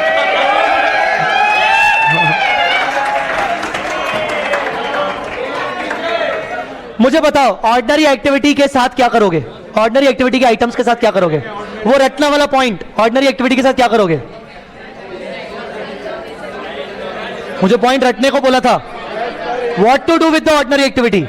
अगर ऑर्डिनरी एक्टिविटी से जुड़ा हुआ कोई भी आइटम और एक्सपेंस बिकॉज ऑफ साइज और बिकॉज ऑफ नेचर, जरूरी है डिस्क्लोज करना, क्योंकि हमें एंटिटी का परफॉर्मेंस एक्सप्लेन करना है, तो हमें उसका अमाउंट और उसका नेचर सेपरेटली डिस्क्लोज करना पड़ेगा, आइदर डिफाइंड हेडिंग के अंदर, और अगर डिफाइंड हेडिंग नहीं हुई तो एक्सेप्शनल हेडिंग के अंदर। एक्सेप्शनल हेडिंग के अंदर अगर करेंगे तो उसके 5 से 7 एग्जांपल्स बताए। NRV वाला, रीस्ट्रक्चरिंग वाला, डिस्पोजल ऑफ असेट वाला, डिस्पोजल ऑफ इन्वेस्टमेंट वाला, लिटिगेशन सेटलमेंट वाला, लेजिस्लेटिव चेंजेस रिट्रोस्पेक्टिव एडजस्टमेंट वाला, और अदर प्रोविजन रिवर्स हुए, प्रोविजन बनाने वाला नहीं। अब आते हैं extraordinary. Sir what is extraordinary? 2 characteristic, income expense तो होना ही है, 2 characteristic. Non recurring, what is extraordinary? पहला नॉन रिकरिंग, दूसरा clearly distinct from ordinary, ordinary से बिल्कुल अलग। सर चलो प्रूव हो गया, एक्स्ट्राऑर्डिनरी है, क्या करना है? सिंपल है, क्या करना है? क्या करना है सर? हमेशा सेपरेटली डिस्क्लोज होगा, irrespective of any size any nature. Extraordinary में आया मतलब उसको दिखाओ। ऑर्डिनरी के अंदर कितना सारा बाता बच्ची थी कि अगर उसका नेचर ऐसा है, साइज ऐसा है कि उसको डिस्क्लोज करना जरूरी है बिकॉज ऑफ एक्सप्लेनेशन। एक्स्ट्राऑर्डिनरी कुछ नहीं भाई, एक्स्ट्राऑर्डिनरी ना अलग दिखा, अमाउंट कितना भी हो अलग दिखा, ठीक है। हाँ जी, what to do with the extraordinary, पढ़ो ना यार। एज पर AS5, nature and amount of extraordinary item should be separately disclose in the statement of profit and loss in a manner that its impact on current year profit loss can be. ये वो जो अभी मैंने एक example दिया था, ए वाला, ठीक है। एग्जांपल्स क्या एक्स्ट्राऑर्डिनरी के?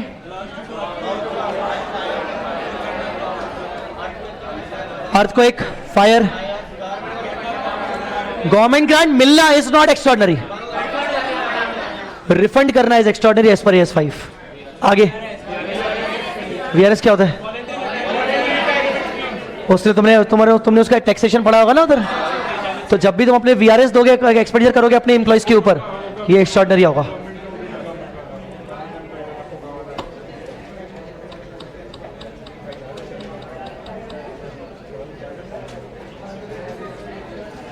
चलो एक पॉइंट तो खत्म हुआ, बाकी 3 घंटे बस बचे हुए हैं।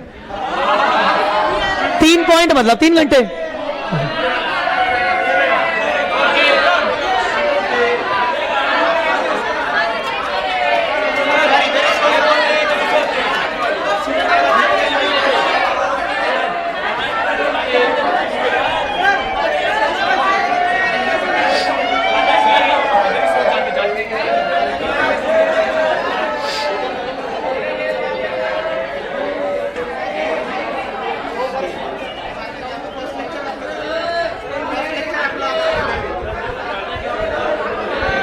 तो हो जाएगा, बहुत इजी है, बहुत इजी है।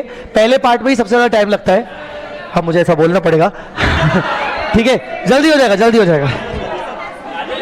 Second is prior period item. अरे ये तो सच में ना 10 मिनट का पॉइंट है ये, सिर्फ कितने मिनट का? अगर ढंग से सुना ना तो 5-7 मिनट में तो आराम से कर लोगे। एक काम करो, 1 मिनट के अंदर पूरी बेयर रीडिंग करो प्रायर पीरियड आइटम की, सिर्फ आपके सामने दिख रहा है।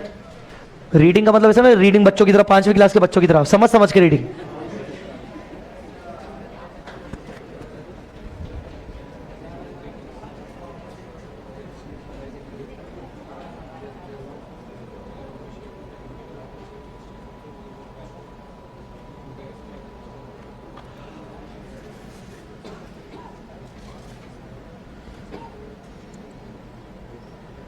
एरर मतलब गलती, मिस्टेक। ओमिशन मतलब भूल गए, या तो पिछले साल या उससे पिछले साल के फाइनेंशियल स्टेटमेंट बनाते वक्त कोई गलती कर ली, या कुछ रिकॉर्ड किया ही नहीं। और मालूम कब पड़ा? इस साल मालूम पड़ा ना।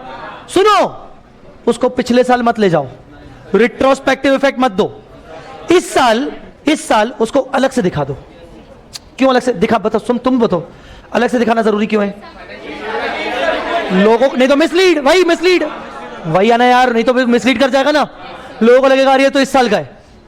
नहीं समझा, फिर से बोलूं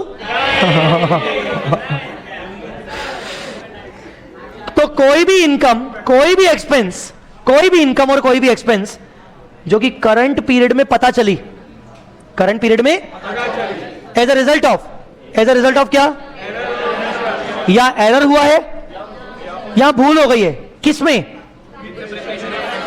पिछले साल के फाइनेंशियल स्टेटमेंट बनाते वक्त कोई एरर हुआ, मालूम अभी पड़ा, कोई ओमिशन हुआ, मालूम अभी पड़ा। सुनो ना, मार्च महीने में मुझे तुम लोगों ने मुझे सर्विस दिया एज ए एम्प्लॉय, तो मुझे 31 मार्च को सैलरी का प्रोविजन क्रिएट करना चाहिए कि नहीं? करना चाहिए कि नहीं? क्या एंट्री पास करनी चाहिए? Salary account debit to salary outstanding? नहीं। अब आमतौर पर ऐसा होता है कि मार्च महीने की सैलरी में तो मैं कब पे करूंगा? अप्रैल में। गलती से मैंने प्रोविजन क्रिएट ही नहीं किया, सैलरी का प्रोविजन क्रिएट नहीं किया, salary account debit to salary outstanding किया ही नहीं। अप्रैल में जब मैंने तुम्हें पेमेंट किया तो एंट्री डायरेक्ट कर ली salary account debit to bank. कब किया? अप्रैल में। बताओ सैलरी किस महीने की? जबकि एंट्री कब कर ली? क्या करूंगा बताओ? अच्छा, पिछले साल के फाइनेंशियल स्टेटमेंट्स के ऑडिट हो चुके हैं, सैलरी बुक ही नहीं हुई, ओमिशन हुआ कि नहीं हुआ? बोलो ना बेटा। क्या अब मैं जाके इसको पिछले वाले ऑडिटेड फाइनेंशियल स्टेटमेंट में जाके चेंज करूंगा क्या? नहीं, चेंज मत करो। क्या करो? तो मुझे लगता कि इस साल में 13 महीने की सैलरी दिखेगी, बोलो बोलो। तो तुम्हें क्या लगता है 13 महीने मुझे एज इट इज बस 13 महीने की सैलरी दिखा देनी चाहिए कि 12 महीने की मुझे एम्प्लॉय बेनिफिट में अलग से दिखानी चाहिए और 1 महीने की एम्प्लॉय बेनिफिट में ही अलग से दिखानी चाहिए? एम्प्लॉय बेनिफिट में ही सैलरी दिखेगी, पर कैसे दिखेगी? 12 महीने अलग, 1 महीना अलग। 1 महीना ताकि लोगों को बता सकूं कि भाई देखो प्रॉफिट एंड लॉस में थोड़ा सा ना इस बार कम इसीलिए क्योंकि अलग से एक एक्स्ट्रा महीने की सैलरी दिख रही है, गलती हो गई थी। अच्छा, डेप्रीसिएशन जब हम कंपनीज एक्ट में लगाते हैं तो शेड्यूल 2 के अकॉर्डिंग लगाते हैं, अगर कुछ पता हो तो। पता है? ऑडिट में भी कहीं सुना होगा कुछ। तो शेड्यूल 2 के अकॉर्डिंग, शेड्यूल 2 में तुम्हें पता है शेड्यूल 2 के अंदर हर एसेट की लाइफ दी हुई है। कंपनीज एक्ट ना कभी डेप्रिसिएशन के रेट नहीं देता। इनकम टैक्स एक्ट में सेक्शन 32 में रेट है ना, कंपनीज एक्ट में कभी रेट नहीं है। कंपनीज एक्ट के अंदर डेप्रिसिएशन के रेट प्रिस्क्राइब नहीं है। क्या प्रिस्क्राइब है?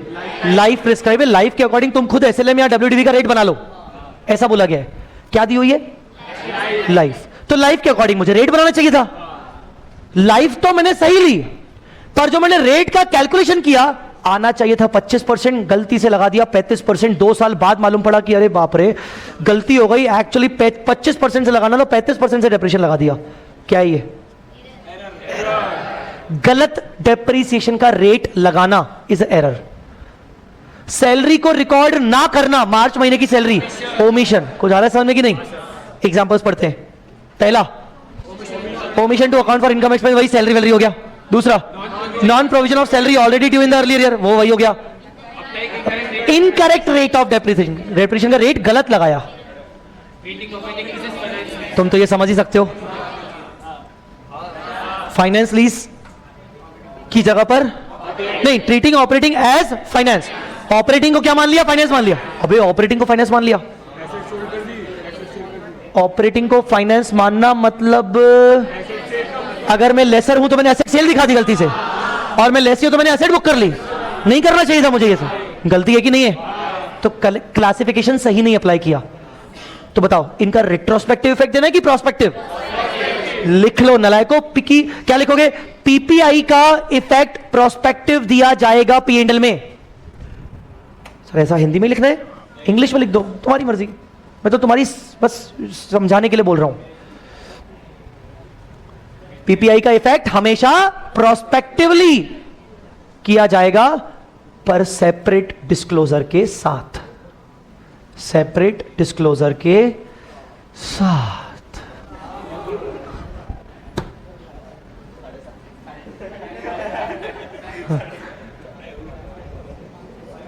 अभी तो बहुत टाइम बचा है रे।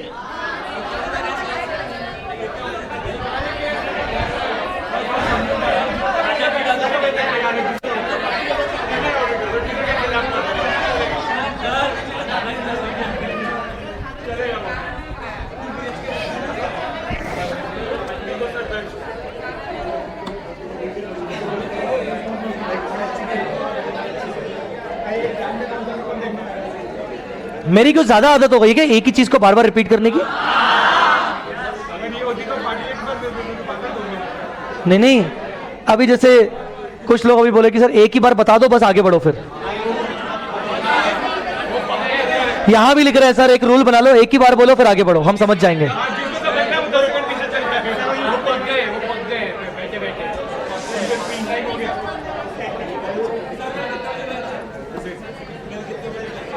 कल कितने बजे?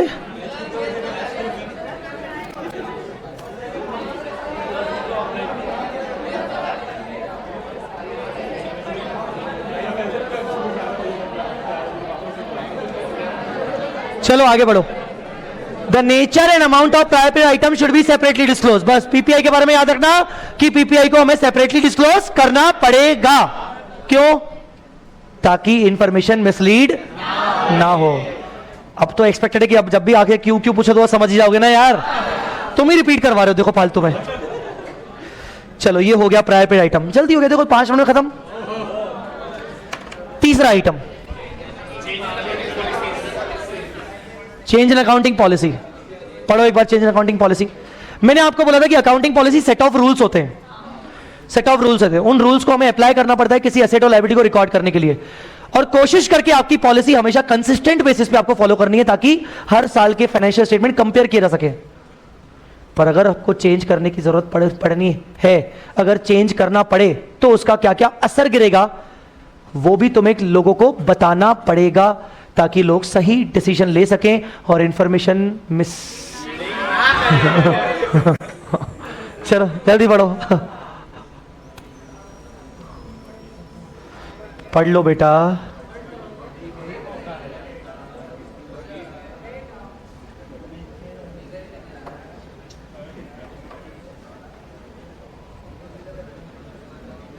भूख लगी है? मुझे नहीं लगी।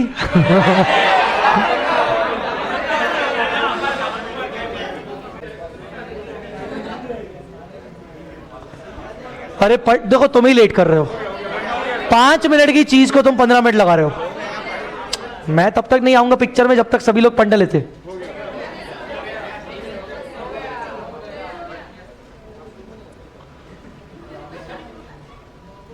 हो गया सच्ची में? तो अब तुम लोगों को समझाना पड़ेगा। और एक बार पढ़ो।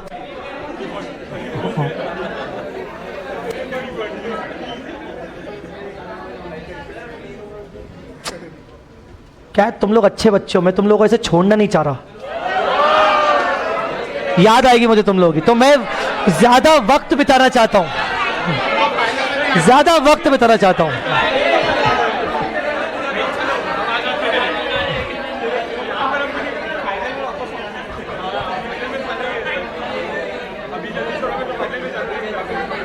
देखो टाइम वेस्ट करो तुम, बेटा टाइम वेस्ट कर रहे हो। तू क्या कर रहा है, पागल हो गया क्या बुक में?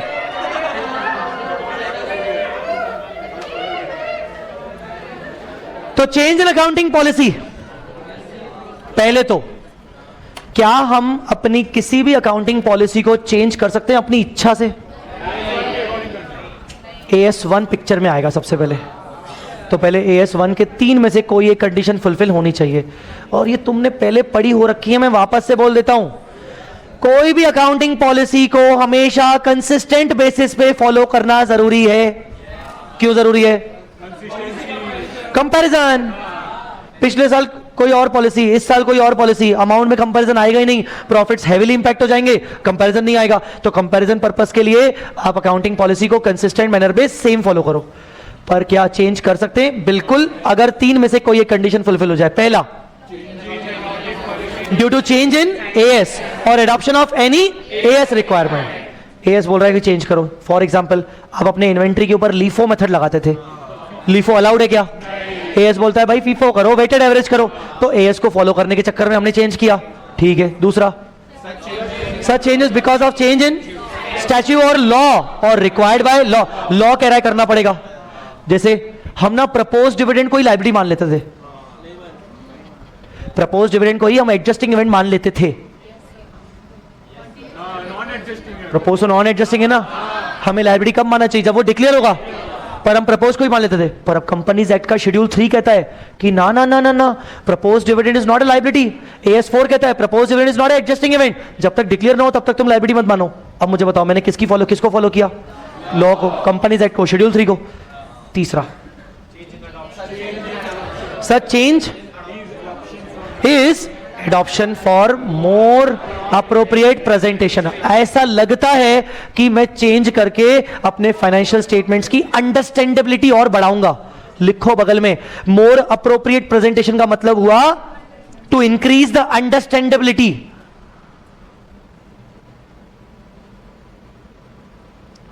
टू increase the understandability,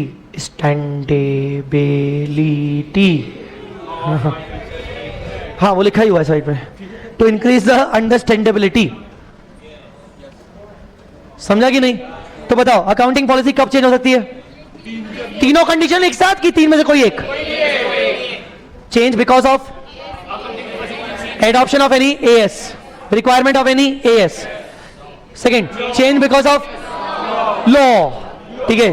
तीसरा, change because of more appropriate presentation, मतलब इंक्रीज द अंडरस्टैंडेबिलिटी। चलो कर दिया चेंज। अब AS5 क्या बोलता है? Accounting policy can be changed by complying the condition of AS1 disclosure of accounting policies. Requirement क्या है? AS5 क्या बोलता है?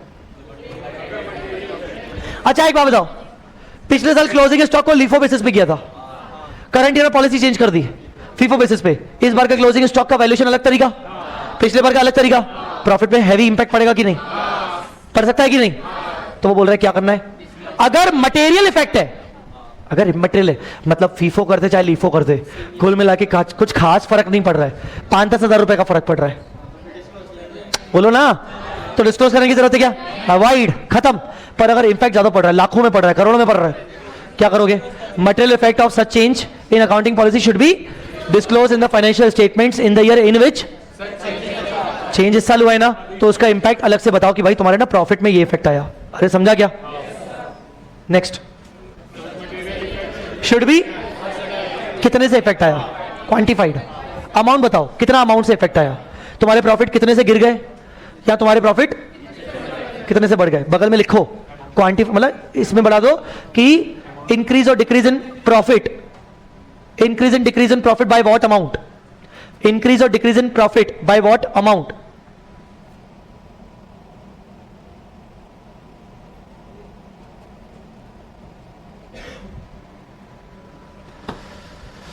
बोलो जी। तीसरा,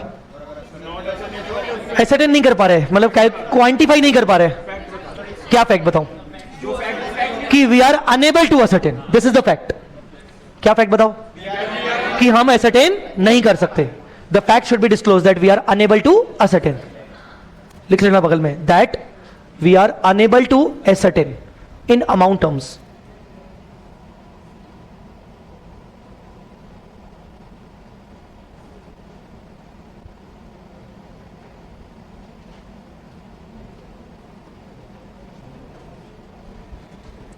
Last, effect of such change is not for the current period। तो इस साल में कोई खास इंपैक्ट नहीं है, पर मुझे पता है कि इसका इंपैक्ट आगे जाके बहुत हैवी होने वाला है। क्या बोलोगे? सच फैक्ट शुड बी कब? अभी। ये फैक्ट लोगों को बता दो कि आगे चल के प्रॉब्लम, आगे चल के इफेक्ट आएगा, ये फैक्ट अभी बता दो। तो बस चेंज इन अकाउंटिंग पॉलिसी के रिगार्डिंग 4 डिस्क्लोजर करने, 4 बातें समझनी है। कौन सी पहली बात? अगर मटेरियल इफेक्ट तुम्हारे करंट ईयर के प्रॉफिट में हुआ तो डिस्क्लोज कर, उस मटेरियल इफेक्ट को क्वांटिफाई कर, क्वांटिफाई नहीं कर सकता फैक्ट बता कि तू अनेबल है। और लास्ट, करंट ईयर में इफेक्ट मटेरियल नहीं है पर फ्यूचर के पीरियड में इसका मटेरियल इफेक्ट है, तो ये भी फैक्ट तू अभी बता लोगों को। समझा कि नहीं? तो ये 4 बातें तुम्हें ध्यान रखनी है बेटा। क्लियर? लास्ट क्या क्या क्या? Change in accounting estimate, change in accounting estimate पढ़ो पहले 8 पॉइंट, फिर देखेंगे। पढ़ो पढ़ो।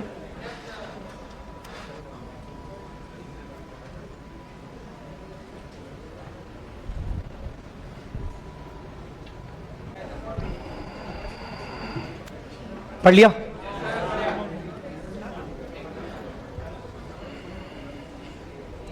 मैं भी थक गया यार, पैर दुख गए भाई।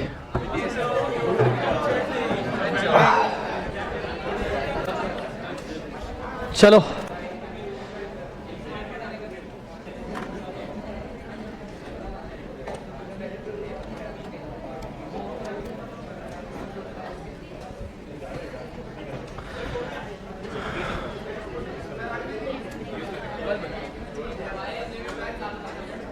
ऐसे नुकसान करोगे तुम लोग।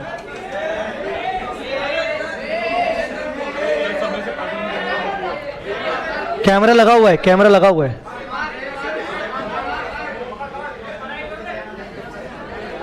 चलो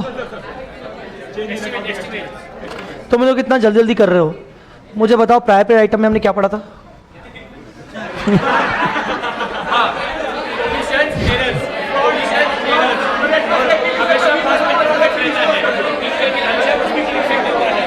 एक्सेप्शनल आइटम के 7 पॉइंट बोलो बिना देखे, तुम्हें तुम्हारे आइटम की कसम। एक्सेप्शनल आइटम के 7 पॉइंट, 7 एग्जाम्पल, आइटम की कसम है।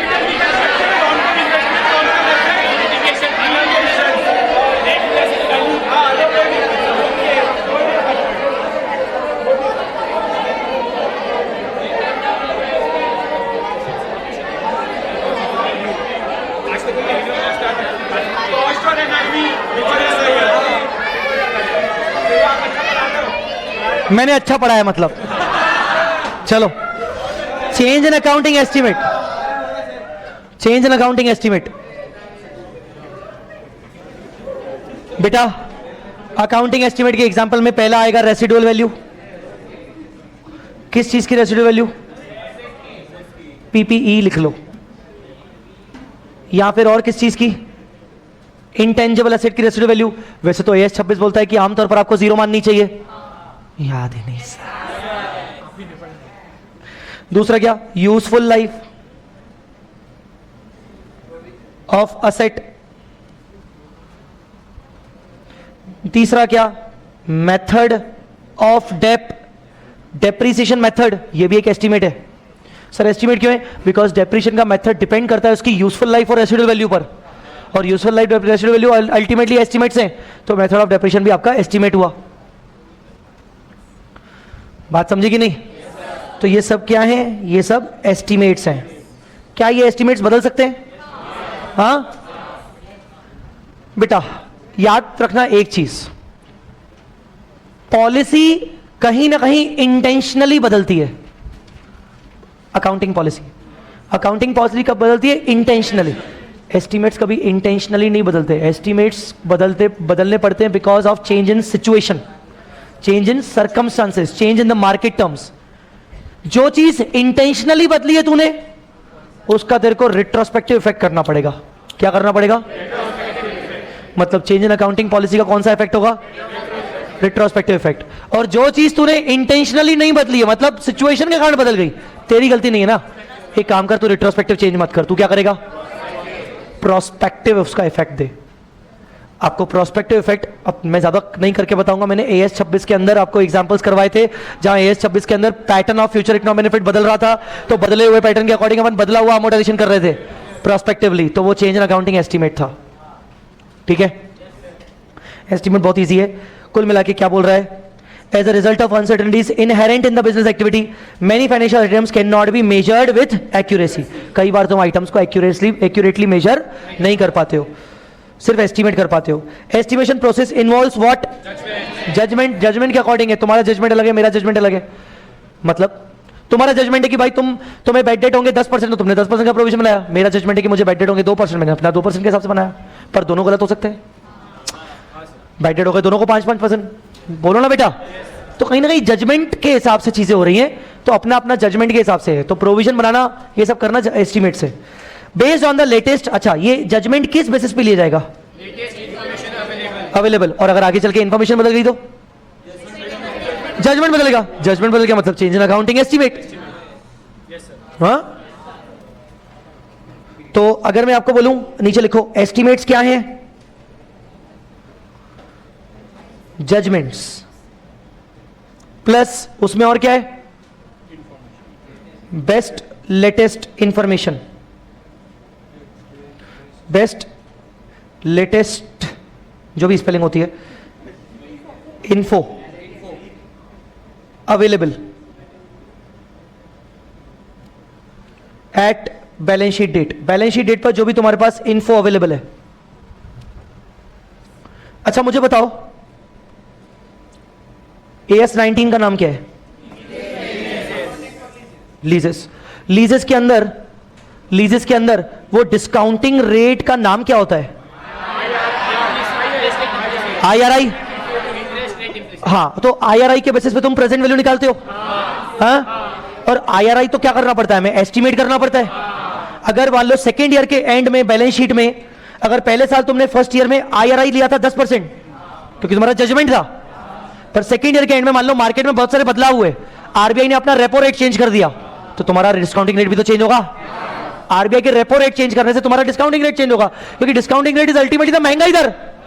अरे इन्फ्लेशन और ऑल, तो RBI का अगर रेपो रेट चेंज हुआ तो तुम्हारा ये चेंज होगा कि नहीं होगा? अब तुमने इसको चेंज करके तुमने 11% कर दिया, what is this? Change in accounting estimate. नहीं समझा क्या?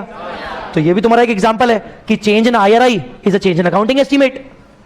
अरे ऊपर एग्जांपल दिया था ना मैंने, अबे नालायक।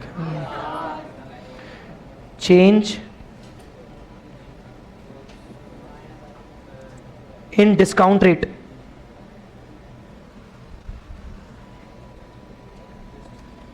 डिस्काउंटिंग रेट के लिए लेटेस्ट इंफॉर्मेशन क्या है? रियल वर्ल्ड में लेटेस्ट इंफॉर्मेशन क्या है? आरबीआई का अभी का रेपो रेट। अगर अगले साल आरबीआई का रेपो रेट बदल रहा है तो आपकी इंफॉर्मेशन बदलेगी कि नहीं बदलेगी? इंफॉर्मेशन बदलेगी तो जजमेंट बदलेगा कि नहीं बदलेगा? जजमेंट बदलेगा तो चेंज होगा कि नहीं होगा? अभी उसमें आपकी गलती है क्या? आपने इंटेंशनली किया क्या? जब आपने इंटेंशनली नहीं किया तो आपको रेट्रोस्पेक्टिव देना चाहिए कि प्रोस्पेक्टिव देना चाहिए? प्रोस्पेक्टिव। आप क्योंकि आपकी क्या गलती हुई? नहीं समझा क्या? पर पॉलिसी के केस में,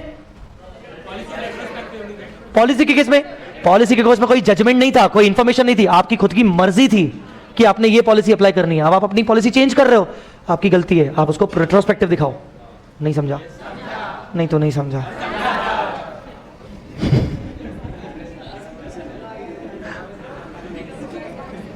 Estimates may have to be revised if change occur regarding the circumstances on which estimate was based.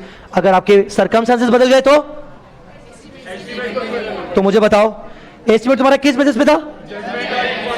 और अगर इन दोनों में क्या हो जाए, चेंज हो जाए, if change then change the estimate, change the estimate. अगर ये चेंज हो गए,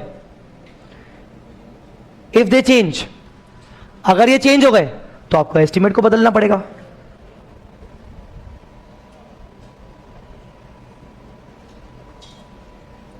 समझा गया? एस पर AS5, अच्छा चेंज कर लिया, एस्टिमेट चेंज कर लिया, वो सब हो गया। क्या करोगे? जो भी इसका मटेरियल इफेक्ट तुम्हारे प्रॉफिट एंड लॉस में आ रहा है उसको सेपरेटली डिस्क्लोज करो।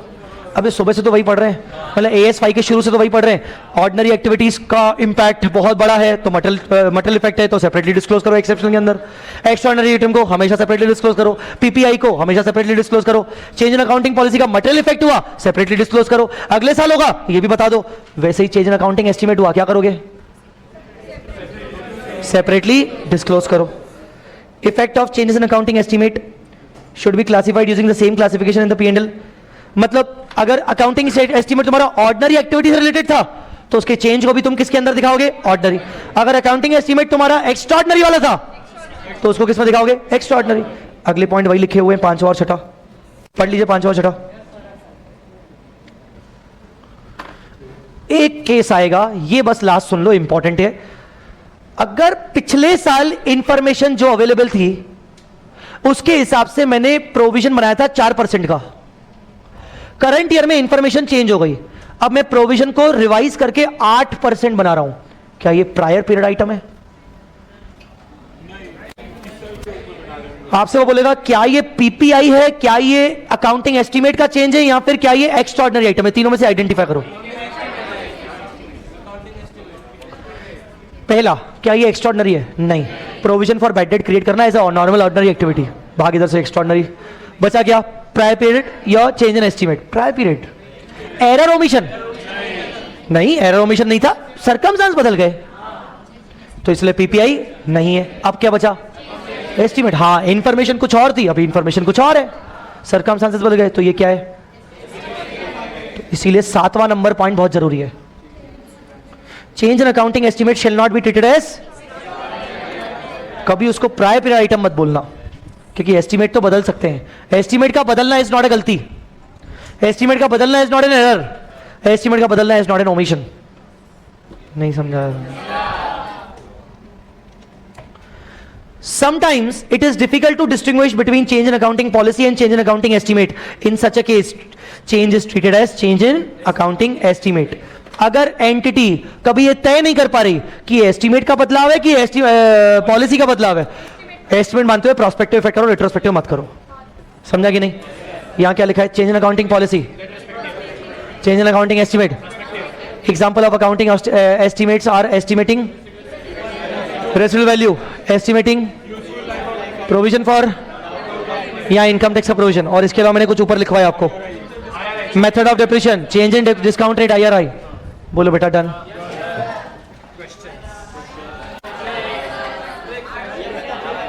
ब्रेक चाहिए 5 मिनट का? क्वेश्चन तो करवाने पड़ेंगे, क्वेश्चन तो करवाने पड़ेंगे।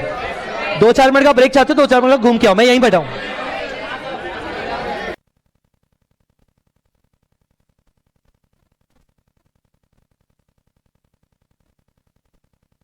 चलो मैं वापस रिज्यूम कर रहा हूं, जल्दी। क्वेश्चन बचे हुए ना? निपटाओगे ना? चलो निपटाना मतलब अच्छे से करेंगे ना? अच्छे से निपटाएंगे। चलो चलो जल्दी करो। अब इसके बाद जो भी बचेगा उसका क्या करना है? फेस टू फेस मत बोलना।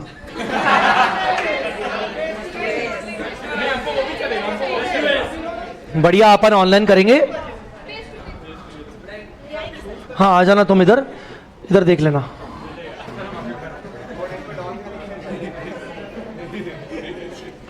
अरे मैं करवा दूंगा ना यार, मैं अभी तक भी करवाया ना मैंने तुम लोगों को, करवा दूंगा यार।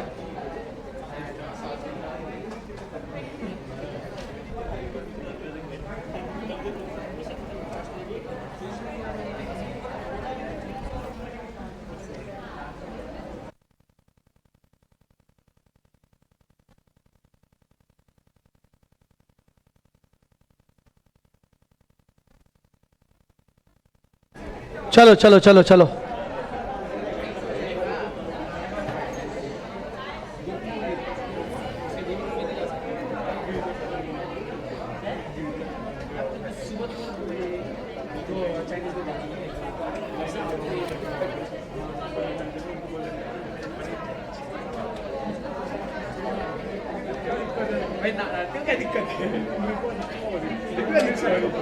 क्वेश्चन नंबर 2, क्वेश्चन नंबर 2,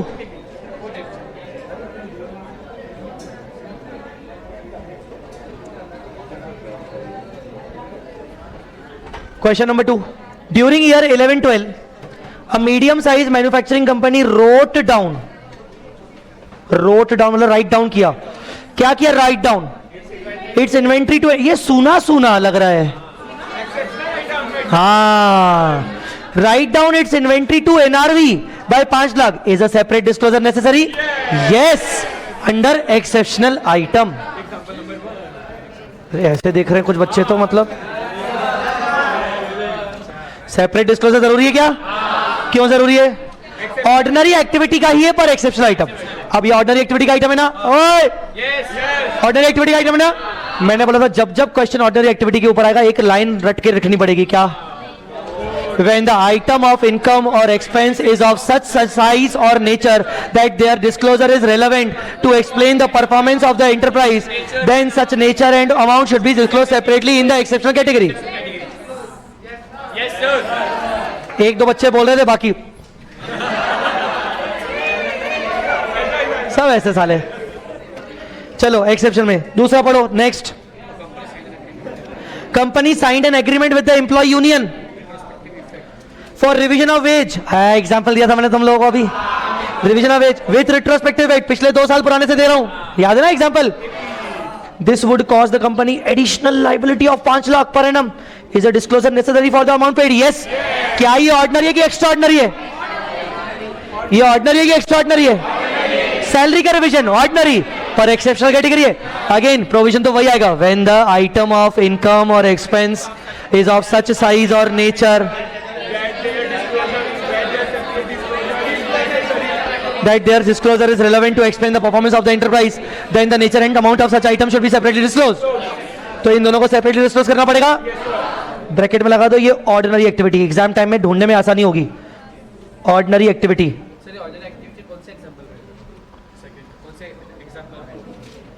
कौन सा एग्जाम्पल है? मतलब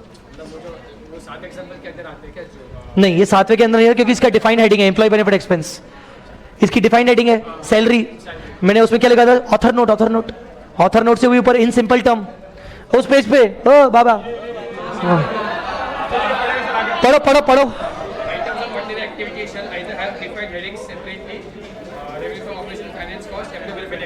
अगर डिफाइंड हेडिंग है तो उसमें डालो, नहीं है तो एक्सेप्शन में डालो। तो इस केस में सेकंड वाले का क्या है? डिफाइंड हेडिंग है तो उसी के अंदर सेपरेटली डालेंगे अलग से। झेपा? नहीं झेपा?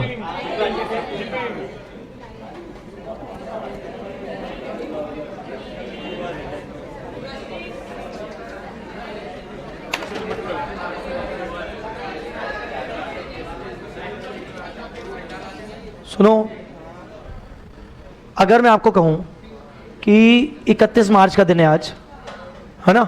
अभी जस्ट फैक्ट्री बंद हुई है, जाओ फैक्ट्री में जाओ, स्टॉक ऑडिट करके आओ, स्टॉक ऑडिट करके आओ और टोटल गिन के आओ कितना क्वांटिटी है मैन्युअली। सुनो यार, स्टॉक ऑडिट करके आओ, गिन के आओ कितना है। आप सब स्टॉक ऑडिट करके आए, सब लोग गए अपना अपना कागज भर के आए पूरा, आप अपना अपना अपना भर के आए, पूरे कागज को इकट्ठा किया। स्टेपलर करते वक्त एक कागज इधर उधर हो गया, मिसप्लेस्ड हो गया, जाने अनजाने में मिसप्लेस्ड हो गया। बाकी कागज तुमने मुझे आके सुबह दे दिए, मैंने उन सब का टोटल लगाया, क्लोजिंग स्टॉक को उस पर वैल्यू कर दिया। अगले साल मालूम पड़ा कि अरे यार एक पेपर तो मिसप्लेस हो गया था। पढ़ लो क्वेश्चन नंबर 3।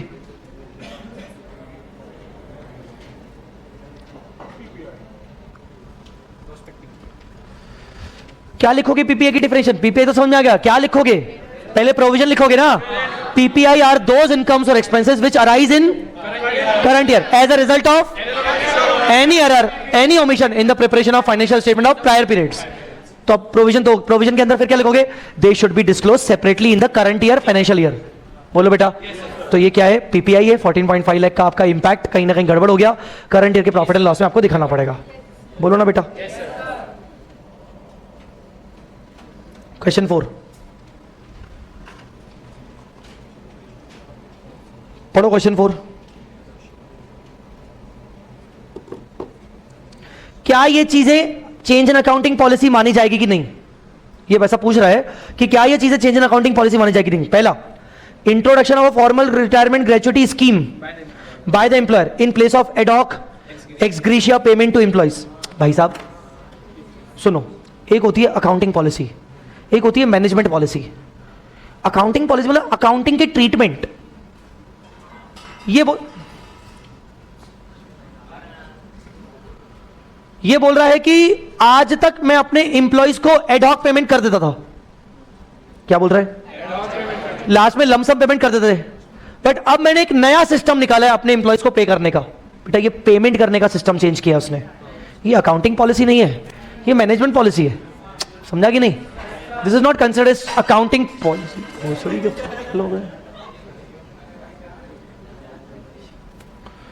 समझ में आ रहा है कि नहीं? बॉटल हटाओ तुम लोग, साले सर पे फोड़ूंगा यही बॉटल।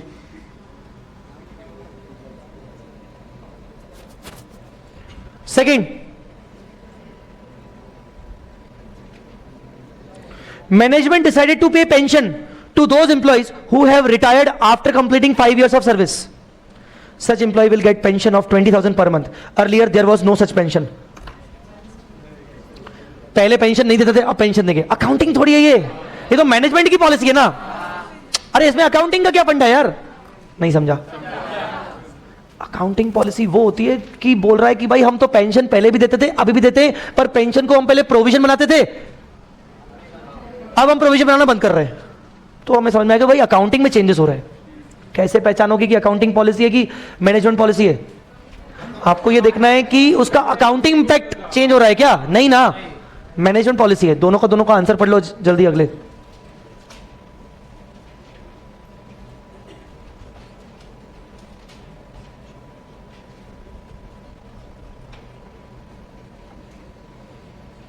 ये इंपॉर्टेंट है एग्जाम के लिए।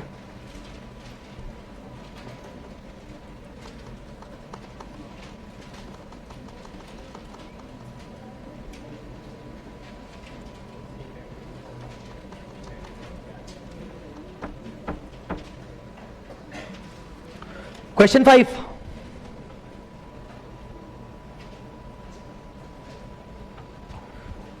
अगर अकाउंटिंग ट्रीटमेंट बदल रहा है तो अकाउंटिंग पॉलिसी समझ में आएगी। हम पहले पेमेंट नहीं करते थे, अब पेमेंट करेंगे। अरे तो ये तो तुम्हारी पेमेंट पॉलिसी हुई ना, अकाउंटिंग इससे क्या फर्क पड़ता है?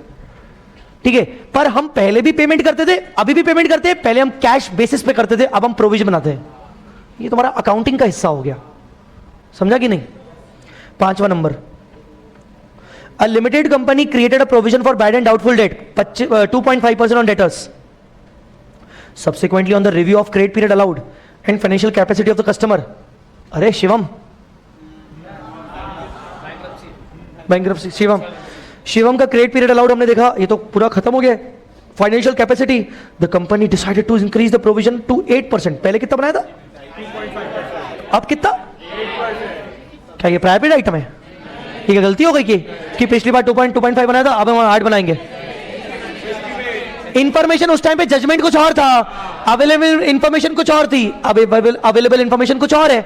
अब इंफॉर्मेशन अवेलेबल क्या है? फाइनेंशियल कैपेसिटी वीक हो गई है। बोलो ना बेटा, क्या करोगे? चेंज इन अकाउंटिंग एस्टीमेट की प्रायर पीरियड आइटम?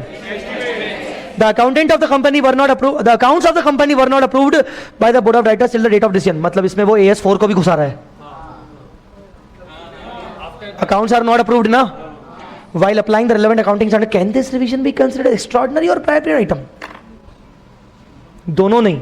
आप आंसर बोलोगे ये ना एक्स्ट्राऑर्डिनरी है ना ये PPI है, उलझा रहा है वो जानबूझ के आपको लोग और इस तरह तो दो में से कोई एक ही पूछा है। ये दोनों नहीं है, ये क्या है?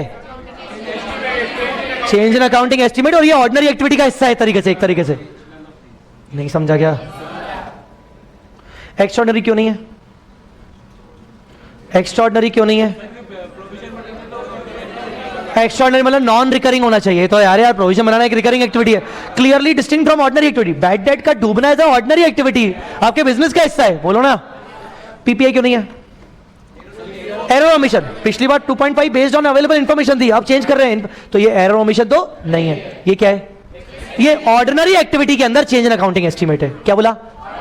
और एस्टीमेट क्रिएट करना एज ऑर्डिनरी एक्टिविटी, और उसके अंदर क्या है? Change in accounting estimate. तो इसके अंदर दो डेफिनेशन सब कुछ लिख के आना पड़ेगा टेक्निकली आपको। एक्स्ट्राऑर्डिनरी नहीं है उसके लिए एक्स्ट्राऑर्डिनरी की डेफिनेशन, पीपीआई नहीं है उसके लिए पीपीआई की डेफिनेशन, ऑर्डिनरी है उसके लिए ऑर्डिनरी की डेफिनेशन, और फिर लास्ट में चेंज इन अकाउंटिंग एस्टीमेट का इंपैक्ट क्या देना चाहिए वो।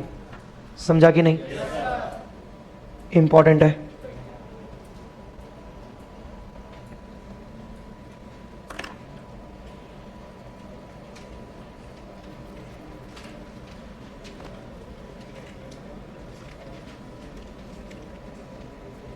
Question number 6,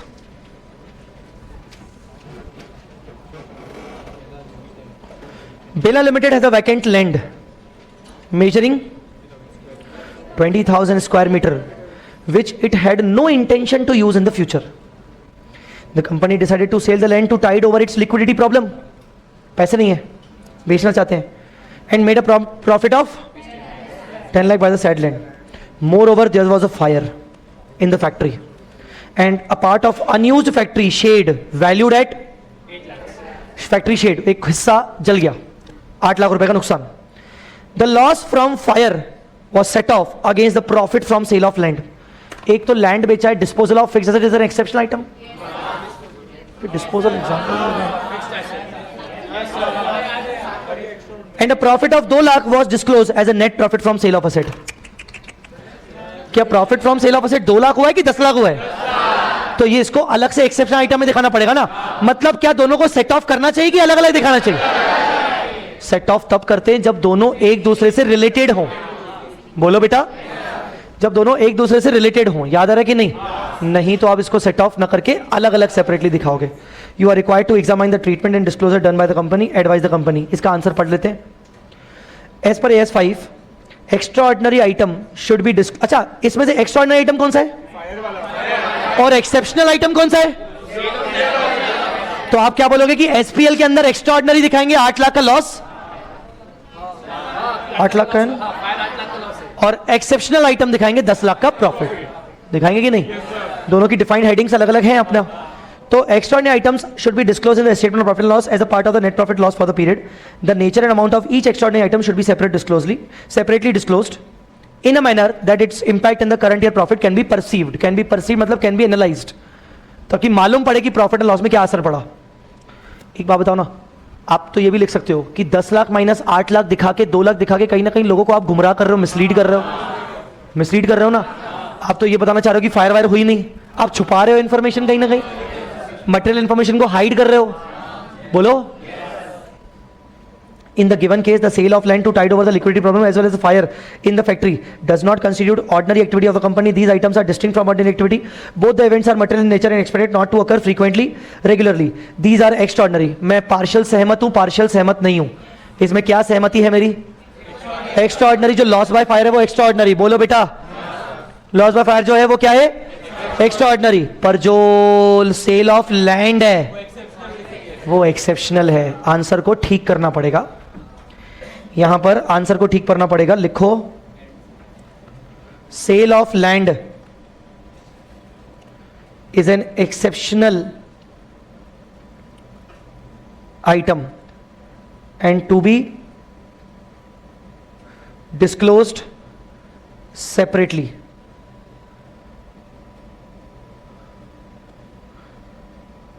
Setting off will create mislead information.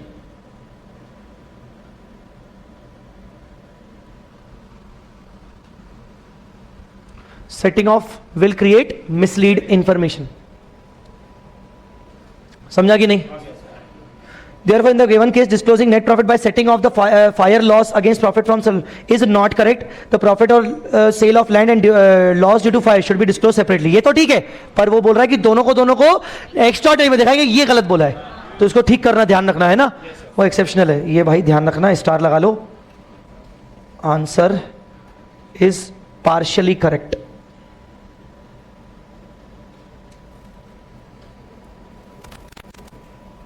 ये तो फ्लड है तो एक्स्ट्राऑर्डिनरी दिख रहा है, वो पहचान लोगे।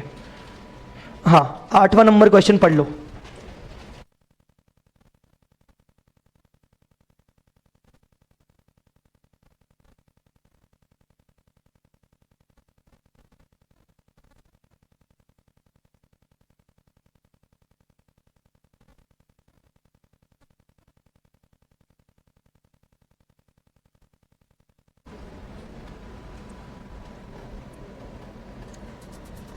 इसके आगे करना है, AS29 करना है कि नहीं?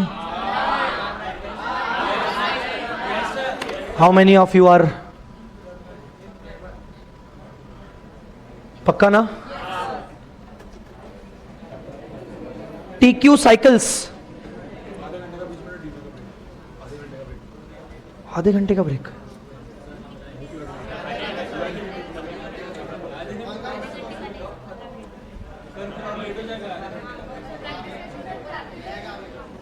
क्वेश्चन करते हैं फिर बाद में बात करते हैं। चलो, TQ cycles limited is in the manufacturing of bicycles, a labour intensive manufacturing sector.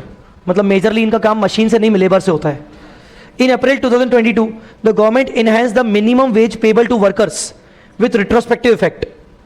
Retrospectively wages increase किया फ्रॉम द 1 जनवरी 22 से। Due to this legislative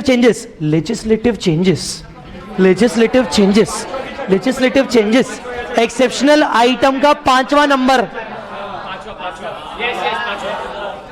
due to this legislative changes additional wages for the period from January to March amounting to 30 lakh. Management आज the finance manager to charge 30 lakh as PPI। PPI तो error omission के कारण होता है। ये कोई error omission थोड़ी हमारी गलती थोड़ी, हो तो गवर्नमेंट ने चेंज किया, गवर्नमेंट ने वो रिट्रोस्पेक्टिव चेंज किया, तो हमारी क्या गलती हो गई इसमें? नहीं समझा क्या करना चाहिए? While finalizing the financial statement, further finance manager is of the view that this amount being abnormal should be disclosed extraordinary। साला पागल हो गए, बोल रहे PPI भी मानेंगे और एक्स्ट्राऑर्डिनरी भी मानेंगे। क्या क्या लिखोगे? When the item of ordinary activity is of such size or nature that their disclosure is important or relevant to explain the performance of the entity, then the nature and amount of such item should be disclosed separately in the exceptional category। exceptional category के example में क्या legislative changes with retrospective effect था कि नहीं था? This is a item of ordinary activity and to be disclosed separately under exceptional item। समझ में आया कि नहीं? ये PPI क्यों नहीं है? क्या बताओगे PPI क्यों नहीं है? No error omission is involved। ये extraordinary क्यों नहीं है? रिकरिंग वाली बात नहीं, clearly distinct from ordinary activity ना। ये तो ऑर्डिनरी सेल देना, वेजेस देना इज ऑर्डिनरी एक्टिविटी। बोलो ना रे, कहां दिखाओगे? ऑर्डिनरी एक्टिविटी का एक्सेप्शनल कैटेगरी। नहीं समझा क्या? मई 2022 में आया था, ठीक है।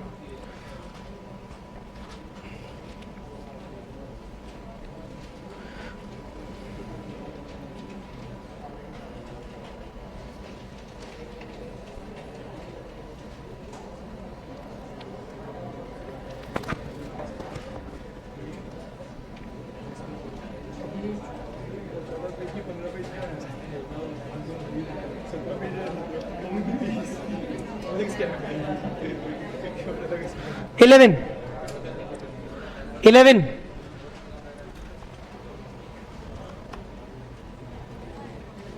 There was a major theft of stores valued at 10 lakh in the preceding year, पिछले साल, which was detected only during current year. How will you deal with this information in the preparing financial statement? क्या करोगे? PPI है, 10 लाख का loss separately दिखाएंगे ताकि profit and loss में मालूम पड़े कि भाई 10 लाख का लॉस क्यों आया है. समझा कि नहीं? क्या है? PPI. नेक्स्ट, इसी का नेक्स्ट, पेंशन देने का सोचा है जो रिटायर हो गए after completing 5 years of service. Such employee will get pension of 20,000 per month. Earlier there was no such in scheme of pension. ऊपर पड़ा था मैनेजमेंट पॉलिसी है, ये चेंज इन अकाउंटिंग पॉलिसी नहीं है ना. तो ये ऑर्डिनरी एक्टिविटी हुआ, इसको ऑर्डिनरी एक्टिविटी में दिखा देंगे सिंपली. बोलो ना, whether this constitute change in accounting policy? No, it is not at all change in accounting policy. Repeat हुआ ये. तो ये सारे 10 आइटम पूछा है कि क्या क्या है ये.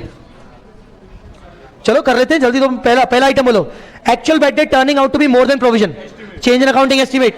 बोलो ना, change from cost model to revolution. हाँ, change from cost model to revolution model. AS10 बोलता है ना, पहले कॉस्ट मॉडल था अब रिवोल्यूशन मॉडल कर रहे हैं. हमारी मर्जी, ये पॉलिसी है. अकाउंटिंग ट्रीटमेंट बदलेगा ना इससे यार.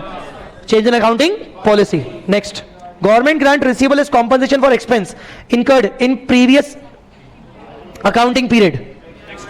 Government grant receivable as compensation for expenses. Government grant refund होती है तो उसको क्या मानते हैं? एक्स्ट्राऑर्डिनरी. ये गवर्नमेंट ग्रांट रिसीवेबल है ना एज अ कॉम्पनसेशन. किस चीज के लिए कॉम्पनसेशन मिला? For expenses incurred in previous year. नहीं, ये एक्स्ट्राऑर्डिनरी नहीं होना चाहिए. क्या होना चाहिए? हाँ मुझे पता है एक्स्ट्राऑर्डिनरी दिया, तभी बोल रहा हूं नहीं दिए. नहीं होना चाहिए नालायक.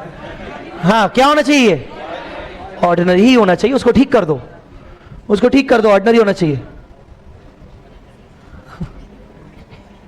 Treating operating lease as a finance lease. अरे अभी अभी पढ़ा था, फाइनेंस को गलती से ऑपरेटिंग कर दिया. प्रायर पीरियड आइटम बोलो ना. Capitalisation of borrowing cost on working capital.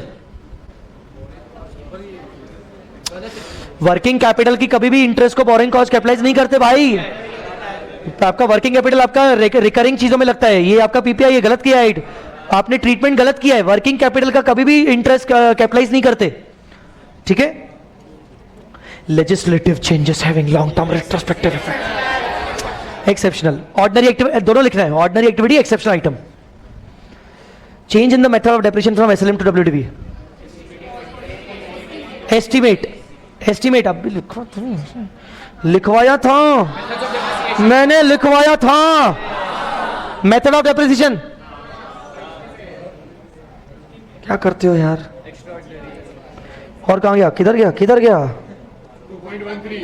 Applying, sorry, government grant become refundable. हाँ, applying 10% depreciation instead of 15%. PPI, change in useful life. Change in useful life estimate. बस कौन सा गलत था इसमें? थर्ड वाला गलत था. हाँ,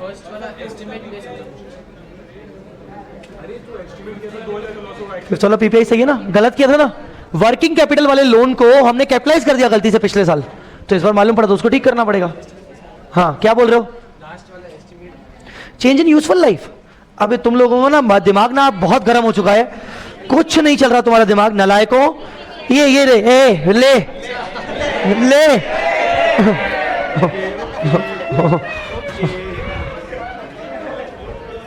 ये भाई अपना बैग पैक कर रहा है. अच्छा, पेन निकाल रहा है.